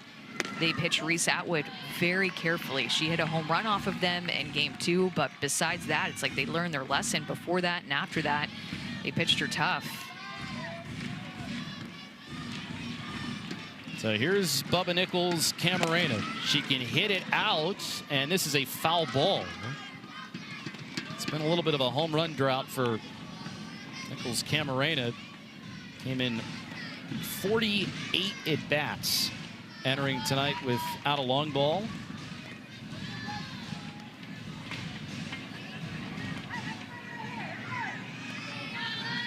That certainly looks good. So it looks like maybe she's at the very end of the ice cream. Might have been a snow cone, maybe, with the red lips that like she was having. But yeah, maybe ice cream too. But there's a very red tongue and lips going on there. And she's having a blast with her popcorn, her sweet treat, watching her Volts team. You have a favorite ballpark food? You know, I kind of just like to have like a little cheat day with like some chicken tenders and French fries, which is not, is that really a ballpark food? I don't know. I mean, you see it everywhere, so strike 3 called. Nichols Camarena is rung up, second out of the inning. The change up there by Jessica Mullins, who's in her 6th relief appearance of the season. You mentioned that they've relied on her a lot in this role, and that changeup is a big reason why. Yeah, and pretty fun for Jessica Mullins. She gets to be reunited with her head coach at Texas State, Ricky Woodard, and obviously has had a big influence in the career of Jessica Mullins. Here's Coach Woodard. She's a homebody. She's from Texas, from the Houston area. Like you mentioned, played for Ricky Woodard, the Volts head coach. So there's a lot of Texas connections for this Volts team, as there is another hit by pitch. So by my count, between walks and hit by pitch is 9 in total. And Josh Trevino, who's the pitching coach for the Volts, is going to make his way out. We see Oklahoma City again load up the bases. This is what happened in the last inning too. They loaded up the bases with 3 walks before an error and a sacrifice fly helped them to a 3-run frame. Imagine what this score would be if they could get a hit with runners in scoring position. They are 0 for 9 with runners in scoring position, just trying to find a pitch to hit. Just this lack of command. I would imagine it's a tough day to be a hitter when there's not a lot of good pitches over the heart of the plate, throwing more off, more down, more hard inside with these hit by pitches. It's not easy to get comfortable in the box on a day like today. No, it really isn't. And I will also give some credit to Linda Baptiste, who's the umpire behind home plate, calling balls and strikes. When you see this number of hit by pitches and walks, it's tough to be consistent, but he's done a good job. And, you know, for Texas, it's been a lot of unforced errors, and unfortunately for them, a bit of a departure from how their pitching staff performed over the weekend against Carolina.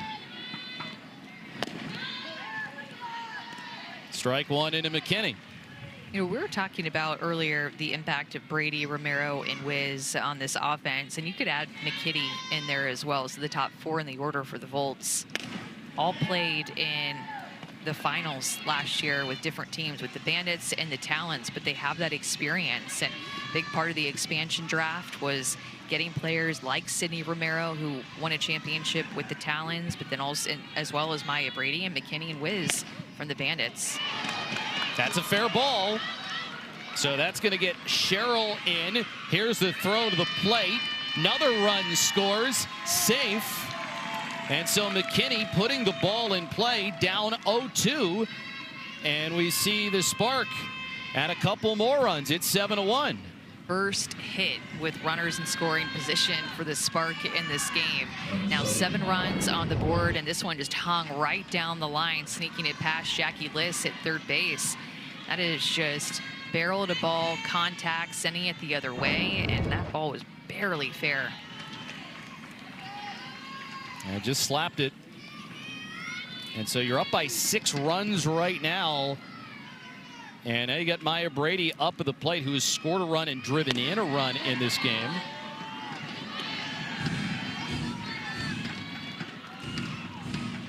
One and one against Maya Brady. One of the most dangerous hitters to face in all of the AUSL. You do not want to make a mistake to her.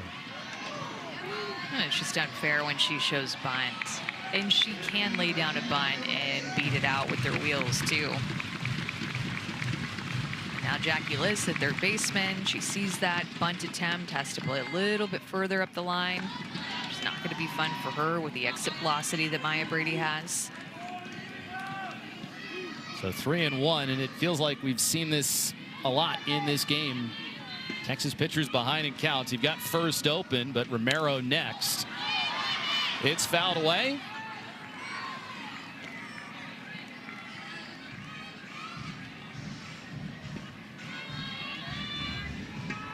Three and two here against Brady.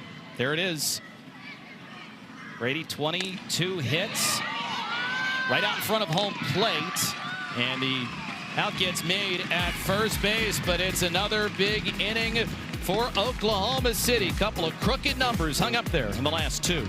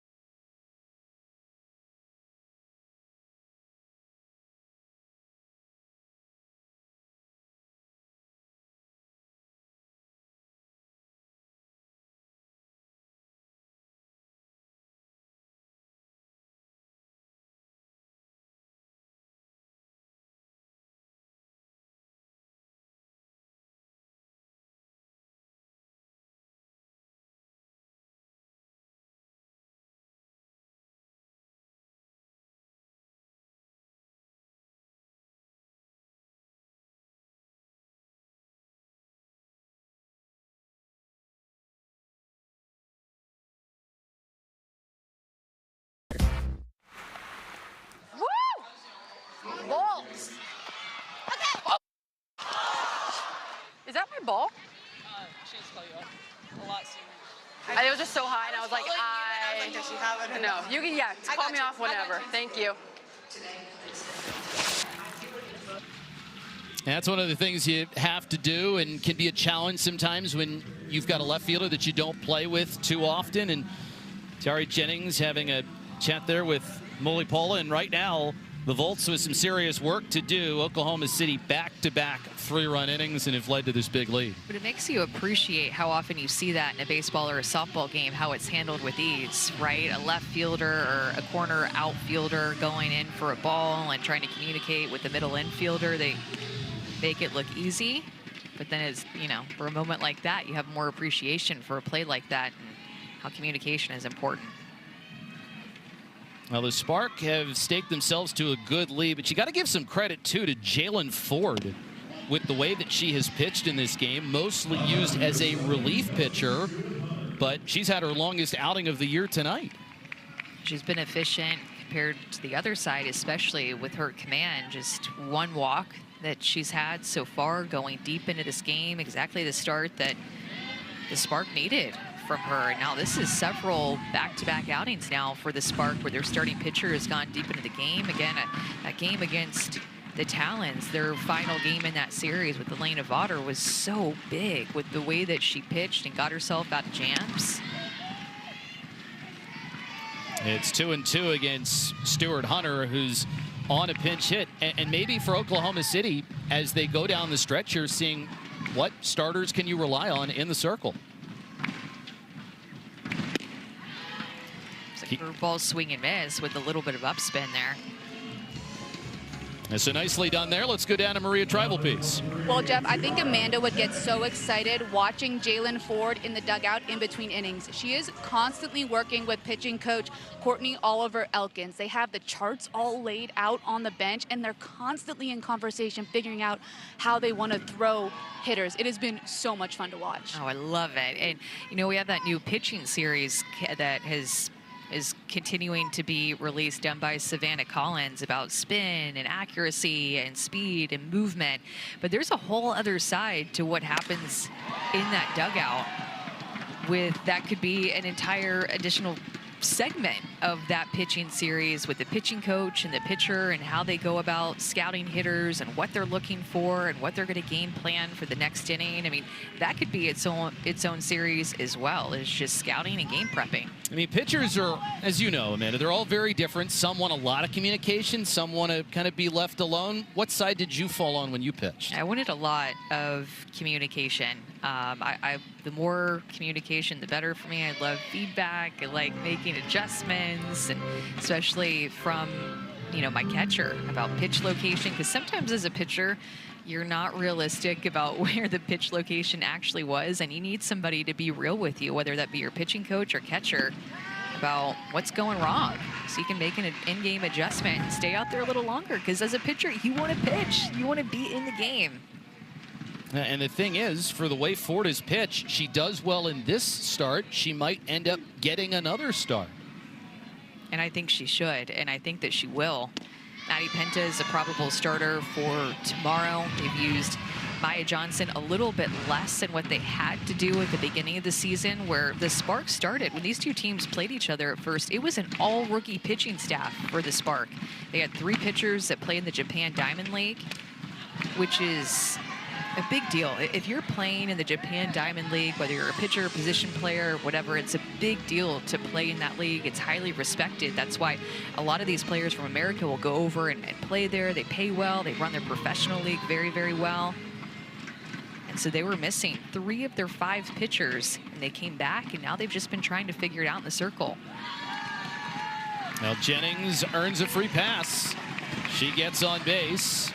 Texas just tries to build traffic any way they can. But I think that we saw Maddie Penta throw really well in her last outing. Elena Vaughter, of course, we talked about her a couple of times now, and now we're seeing Jalen Ford. These more veteran pitchers with experience on this pitching staff, I think, are really finding their groove. Maybe, Jeff, at the right time for what seems like game after game will be must-win for the Spark as Maddie Penta gets loose. She's getting loose right now, and then she's scheduled to pitch tomorrow against Rachel Garcia, who has been really good for Texas over the span of this month.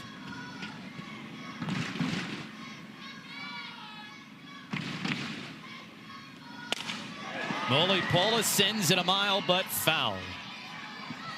Well, in that Japan Diamond League as well, they play, it's a long season. They play early in the year, and then they have a break in the summer, and then the players that play in that league will go back there after the AUSL season to finish out the full JDL season.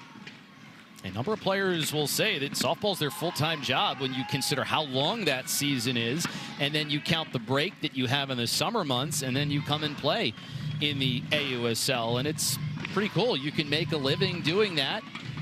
The styles are a little bit different. The practices, I know, in Japan are a little bit longer. A great softball there and great softball here. Molly Paula is a strikeout victim. So Ford, she's also picked up some strikeouts in this game. That's 5 now. She sure has. This is a backdoor curveball that has some late break to it. And that's the thing. Jalen Ford is more of an upspin pitcher. So sometimes her curveball on both sides of the plate will also move up a little bit. And that's why when she was throwing a few drop balls early in the game, it was like, whoa, where is this coming from? Because that gives such a different look to these hitters. Now she's ahead of the count against Garcia. That's the other thing about Ford, working ahead a lot. No hits in this game for Garcia. And she'll take in. 4-time in the Japan Diamond League. And then first player in the history of James Madison University to earn All-America honors. A couple of players in the AUSL who went to JMU. In the dirt, but Jennings not going anywhere. She hit a little bit too at JMU, as did Odyssey Alexander Bennett, who is the other JMU player that you were mentioning that plays in the league. She pitches for the Bandits and has for back-to-back years now.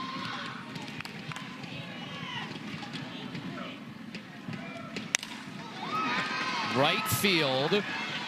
Harper is there to make the catch, and the inning concludes.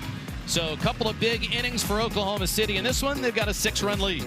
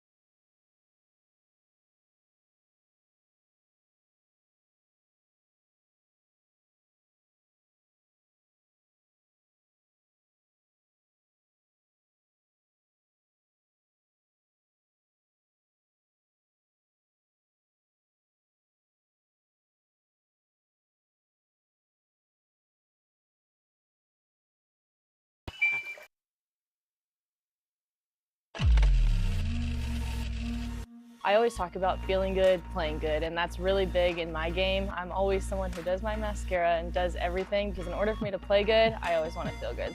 Sydney Romero with the no-doubter. And Sydney Romero is scorching hot right now. I get a lot of my confidence just from preparation. I remind myself that all of the preparation that I've done coming into whatever I'm doing, that is enough. So with that, just having the ability to trust in who I am and what I bring to the table. I always talk about playing free and having fun. That's the best Sydney that's in me. I'm Sydney Romero and I play for the Oklahoma City Spark, and my resilience is what makes me feel beautiful. Yeah, and it's presented by Sephora, the exclusive beauty partner of the AUSL. She's got a great head on her shoulders, obviously such a great pedigree, being able to learn from Sierra and everything that she's accomplished and everything that she's done, setting a really nice roadmap up, and got 3 professional players in the family with both Sierra and Sydney. And then you've got Mikey, who's currently plying his trade in the Boston Red Sox system. That's got to be pretty cool. As a parent, you can do a lot of bragging when that happens. And Sydney Romero, Big 12 Player of the Year. Incredible career that she had playing for Patty Gasso at Oklahoma.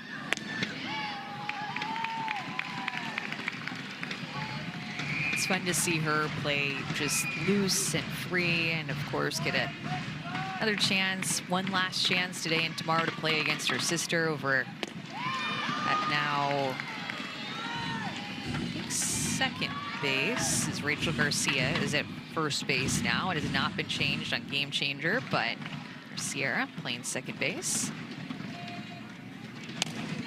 And it comes out to Sierra. Plays it on one bounce. I win this time.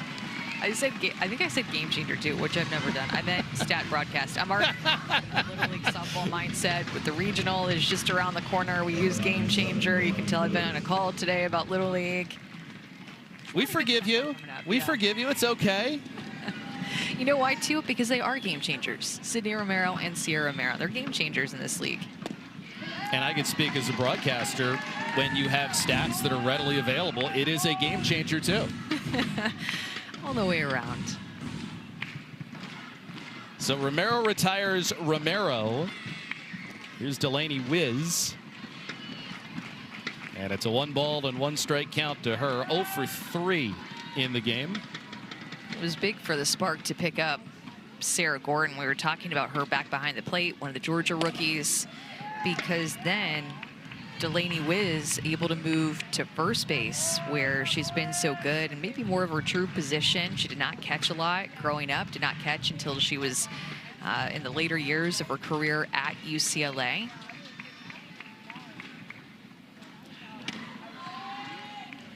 Pitch is taken high.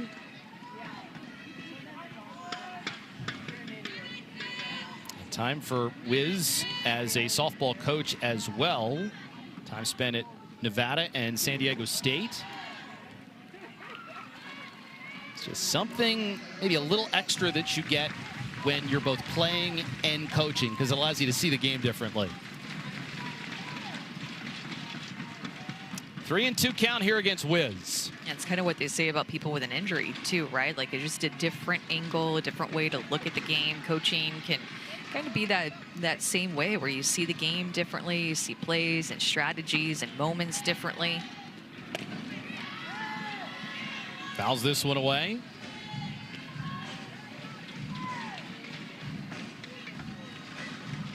Seventh pitch on the way. I mean, the other thing about Oklahoma City is they have worked the count, and they haven't expanded the strike zone either.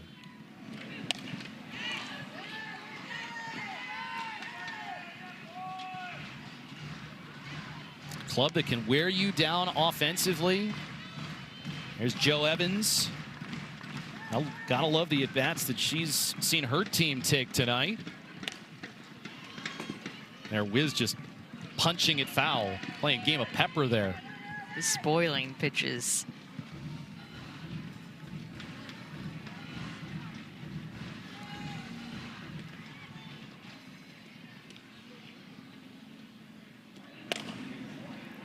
High pop-up, and this will land foul. Great news is with Wiz fouling all these pitches off, it gives you a great chance to get a souvenir if you haven't gotten one yet. Fans coming out tonight to the Dell Diamond. Really cool ballpark. Fans love coming out here in Texas. Big softball scene here. Pop up and cut. Very nice play made by Edenfield. Or Mulipola, I should say. So there's out number 2. Mark your calendars for a great National League showdown as the Mets take on the Phillies Thursday at 7 Eastern on ESPN. And you can stream the game live on the ESPN app. That is where the MLB All-Star Game is this year. Philadelphia. Home Run Derby was last night.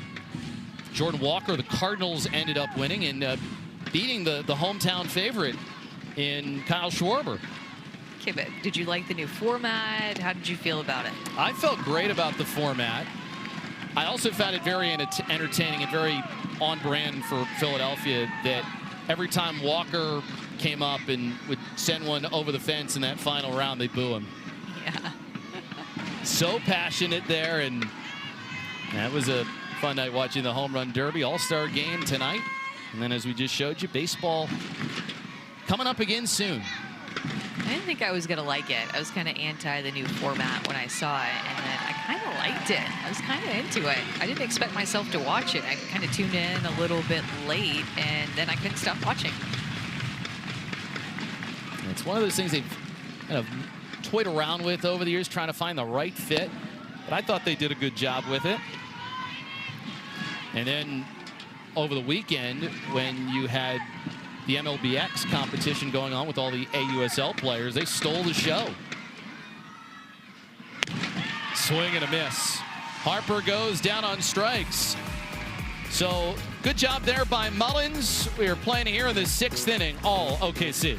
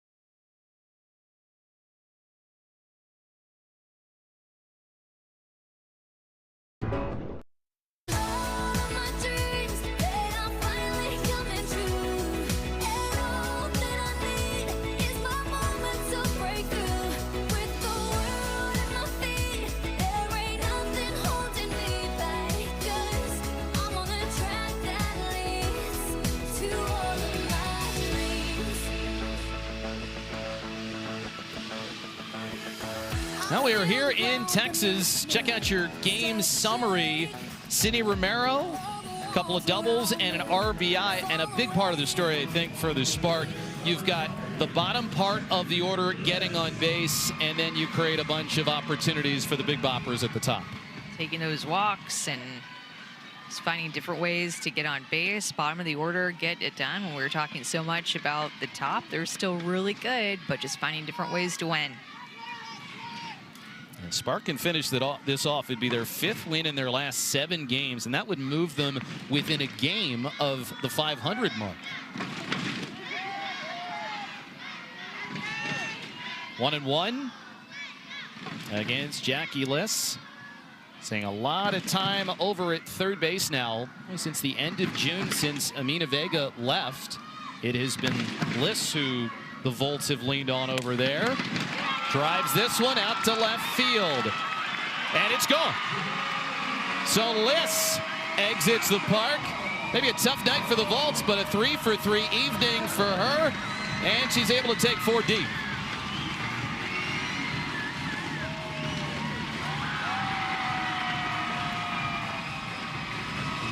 It's been fun to watch Jackie Liss get comfortable at the plate.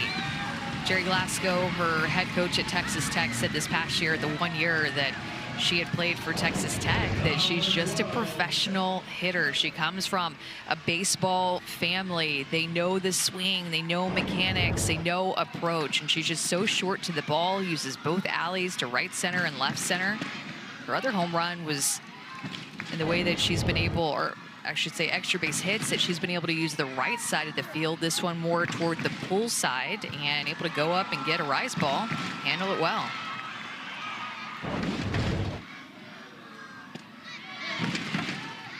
Comes from a great background. Dad Joe operates a baseball and softball school. Grandfather Joe Sr. played 8 seasons in the majors with 4 different teams. Sky to left. Is there going to be room? No. I've seen somebody like her get an opportunity to play in this league too. Remember, Jackie Liss started her career, played 3 years at Southern Illinois, and then transferred to Texas Tech, where she will probably play tougher competition and get seen to be in the reserve athlete pool and get pulled up for moments like she's been having. She's been a big part of this Volts team, despite not getting drafted. She's a player that I think will stick around in this league. I really believe Jackie Liss can be a professional hitter, and we've seen her do it the past several games, getting comfortable.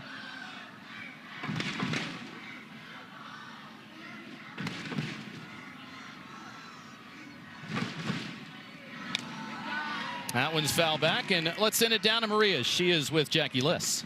Jackie, 2 home runs in 2 days. How big are you seeing the ball right now? Yeah, I've definitely made my adjustments. It was taking me a while to get used to a lot of different pitching, like, I haven't seen, and really just trusting my teammates ahead of me, telling me what they're seeing and making my adjustments before I get in the box. And would Peanut be proud of that home run? I would like to say so, but she's not easily impressed. I think she might be. Thank you, Jackie. No problem. Okay, on my to-do list is to get pictures of Peanuts of Peanut for maybe another Jackie Liss home run that we'll see tomorrow, so that when Jackie Liss mentions Peanut, we can show her. But Jackie Liss is, her puppy is named Peanut. It's a young golden retriever. We saw Peanut at the Women's College World Series, which is where Jackie first met Peanut. Her parents brought her in. It's a really good story. We will tell you about it tomorrow, so a little bit of a tease on ESPNU tomorrow for Game 2 of the series. Yeah, I mean, that's really cool right there. You get to have that kind of experience, and you come away with a new friend. Oh, she's amazing, Peanut is. They got to see her in Chicago because it's closer to where Jackie Liss is from. They could drive there. Peanut can't quite fly down to Texas yet, so she's not available to come here. But you know what? I bet Peanut is watching. Find know Peanut, and I think I do. I bet she's watching. They get on FaceTime afterwards, bark twice to say, really nice effort. Love that little girl. Well, for Liz, 4 of her last 6 hits, they have gone for extra bases. Remember, she also had a walk-off over the weekend. And Romero goes down on strikes here. AUSL continues Friday on ESPN2 with a matchup out of Oregon. It'll be the Texas Volts against the Portland Cascade at 8 Eastern. Catch the action live or stream it on the ESPN app. At Portland, they are making a bid for a playoff spot. They had that rough 3-game stretch, but their pitching staff has carried them all year. And then Oklahoma City, they're trying for a fight very late. See if their offense can help them out. And then you've got Utah and Chicago at the very top. And while Utah, it seemed like, was going to get that #1 seed for Texas A&M, right now Chicago is having something to say about it too. As Roos gets hit by the pitch, and she's going to head down to first. Those top 3 teams will find their way to College Station. There will be a play-in game with the 2 and 3 seed playing each other in just a 1-game playoff to get into the finals. And then the finals will be July 25th through 27th. And how about one of the games of the championship finals will be on ABC, professional softball on ABC for the first time ever. I mean, it's been such a great year for the league. The viewership numbers up, the attendance numbers up, all the sellouts that we've seen. I mean, that's part of one of the cool things about going to a place like Portland is every game that they play is pretty much all sold out. What's been your favorite part about really being around softball this summer, being around AUSL for the first time? You know what? I think it is just the combination of rookie talent, but experienced players who have gone to the Olympics, set the tone for a really long time. The speed of the game, the pace, and just how many stars there are on each team. The star power has been the thing that's gotten me. I love everything that you just said. And it is a really cool blend of rookies and even second-year players who were rookies last year that have been awesome to have a part of this league, mixed with the experience and vets that we have already. Now Boone is called out on strikes, and so Ford, she has made it through 6 innings in what's been an impressive night for her. Oklahoma City leading 7-2.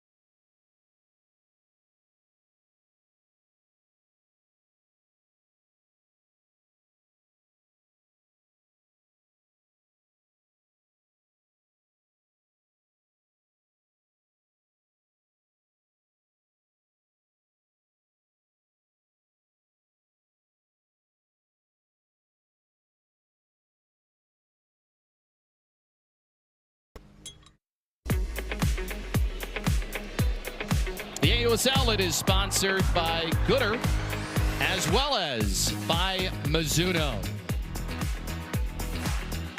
Well, it's been quite a night for Jalen Ford. She's pitched 6 innings.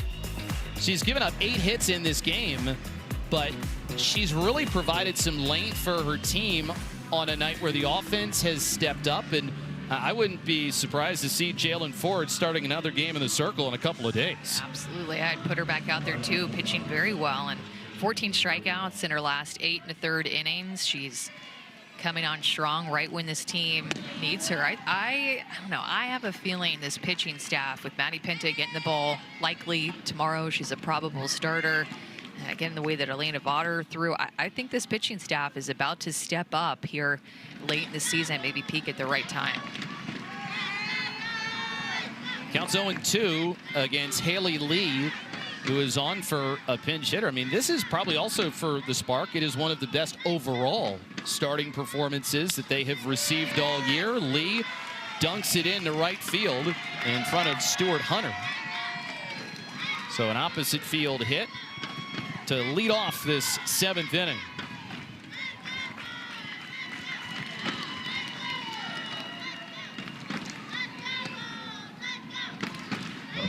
That'll be Jesse Warren.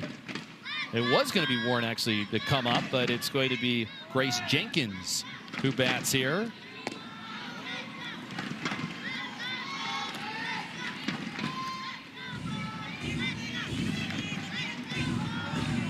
Jenkins played at Arizona as a senior. Prior to that, 3 years at UConn.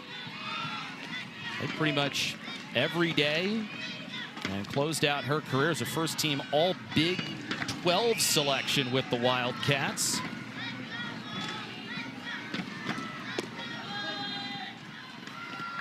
Two and one. Also was a competitive swimmer for 10 years.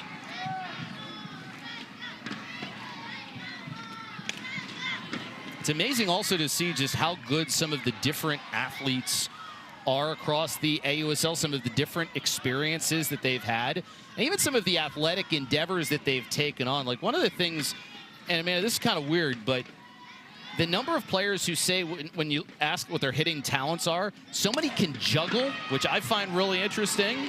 That's a fly out to left field.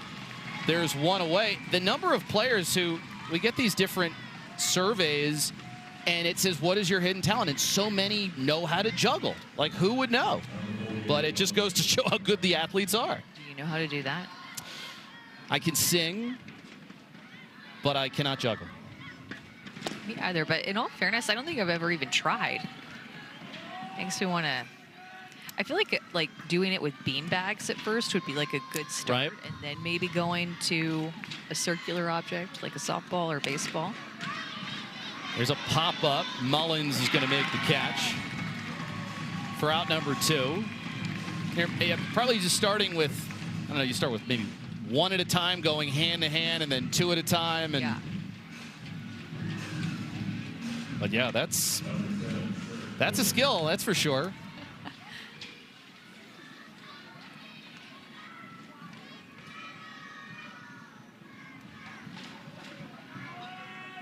Two outs in the inning.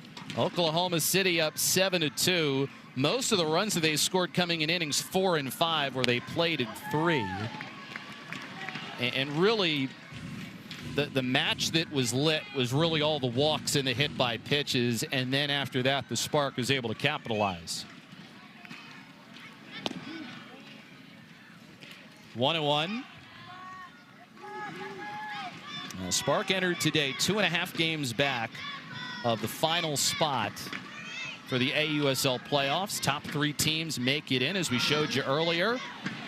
This gets away. So I'd be thinking, like, what does Spark need to do to get in?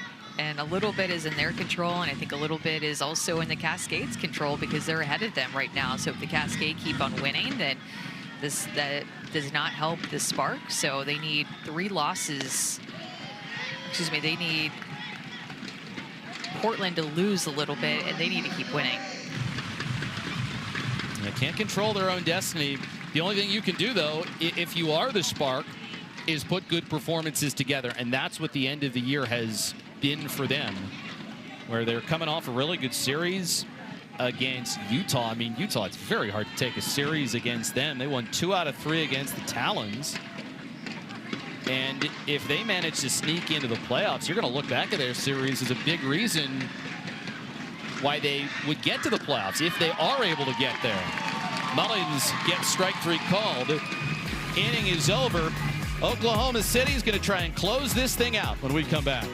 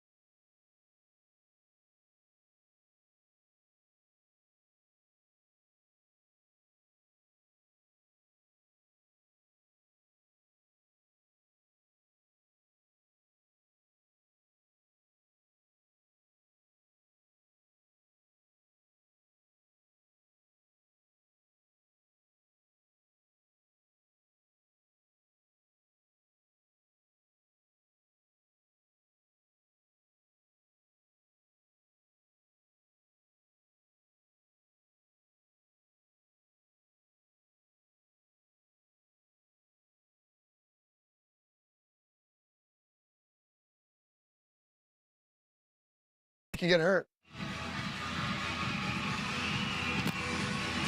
Well, the upcoming games in the AUSL, Chicago Bandits and the Carolina Blaze.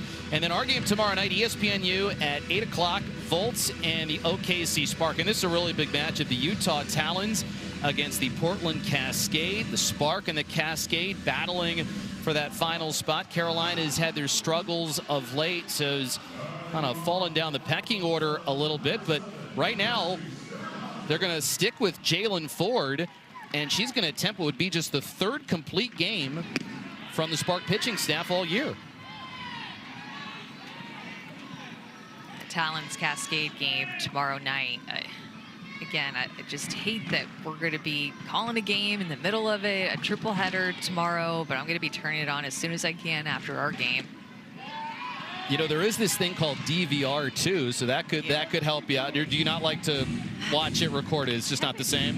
In a while. I usually just have my trusty iPad next to me, my +1 at dinner, or I don't know, maybe in the car where I can just listen to it live, driving back after the game.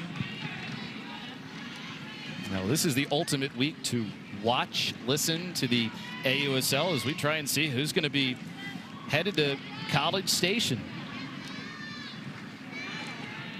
So Stuart Hunter came on earlier on, and it's now 2-2 against her.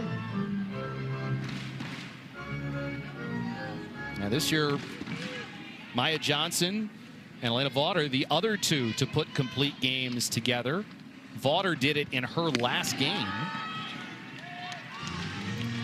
Jalen Ford has really showed some grit tonight for Oklahoma City. Sure, she's had a lot of run support to work with, but in a night where she gets a chance to start in the circle, she's taking advantage. 115 pitches pitched at this point, and a leadoff walk in the 7th is not what she wanted. Leadoff hitter has reached several times for the Volts in this game in all but 2 innings. A good ratio for Ford. Strikes to balls. Got a double play at 1.2. Here's Tiare Jennings, who will take a strike. A couple of walks for her on the night, along with a single. If you're a left-handed hitter, too, it has been tough tonight against Jalen Ford.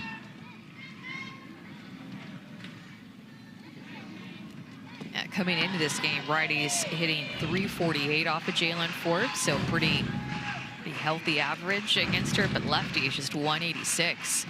number will likely go down tonight.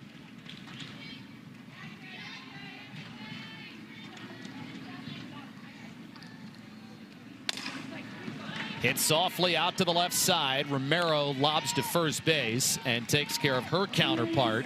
Now Stuart Hunter moves up to second. You were talking about Sydney Romero offensively, but defensively, how about her just only committing 2 errors this season? And I think one was, I'm remembering right, kind of a tougher error. I feel like maybe only one kind of true error that she's committed at shortstop. She's just been so clean. When you think of her, you think big time talent, but also really fundamentally sound. And, you know, that's something that, you know, gives you some bragging points when you're an associate head coach. And she's going to be an associate head coach at Oregon coming up. That was announced recently.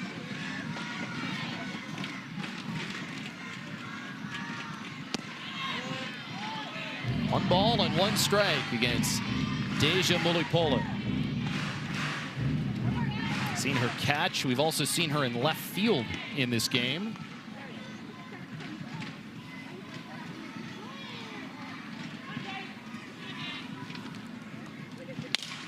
Lined up the middle and into center field. They're going to put the stop sign up as the throw will be cut off at the circle. Now, Mulipola, she could certainly hit it hard, and she drove it right back through the box there. She's getting hot, too, late in the season. Swinging the bat very well. In this game, her second hit, she swung the bat well in the Blaze series. 76 miles an hour off of the bat. She goes down and gets this one on the outside corner and brings it right back up the middle of the field. And that, with that swing path and Jalen Ford throwing that pitch on the outside corner, you could tell she was a little bit shook with that ball off the bat. So that high exit velocity, and as a pitcher, you can see that ball coming off the bat right back up the middle of the field. We'll see if they keep her out there. 122 pitches right now. You have just 2 more outs to get. You do have a double play in order, potentially. Amber Flores, you could tell, was talking right to Jalen Ford, likely about how she's feeling, if she thinks she wants to try to finish this game. And in my mind, that's what she was talking to her about. Jalen Ford nodding her head, yes, yes, I want to stay in this one. And it's always nice when your head coach comes out to the mound, or your pitching coach comes out to the mound, and it doesn't take very much convincing to keep you in the game. And the way Ford is thrown tonight, big lead. I think she's earned the right to try and finish it out. First pitch swing. There's a pop-up. And there's out number 2. So now Ford has just 1 more out to get as Wiz makes the play.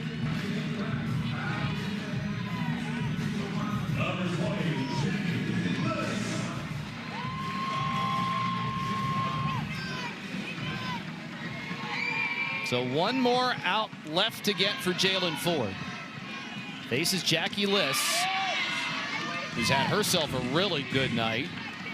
Home run her last time up to left, and then a pair of singles. And so with the impressive run she's been on, her batting average is closing in on 300. I was about to say that. Wow, her batting average almost 300 at this point. Lobbed out to right. Running catch gets made by Harper, and that will do it. So Oklahoma City with a great pitching performance tonight by Jalen Ford. 2nd straight complete game that they have picked up. 3rd of the year, and for Ford, her best night of the AUSL season. Exactly the start the Spark team needed in the playoff hunt. Now, Oklahoma City, they are going to try for the brief 2-game sweep tomorrow. Our action continues with 3 games. First game starts at 5 Eastern. For details where to watch, go to the AUSL.com. For Amanda Scarborough and Maria Travel Peace and her entire crew, I'm Jeff Arnold. We say good night from Texas.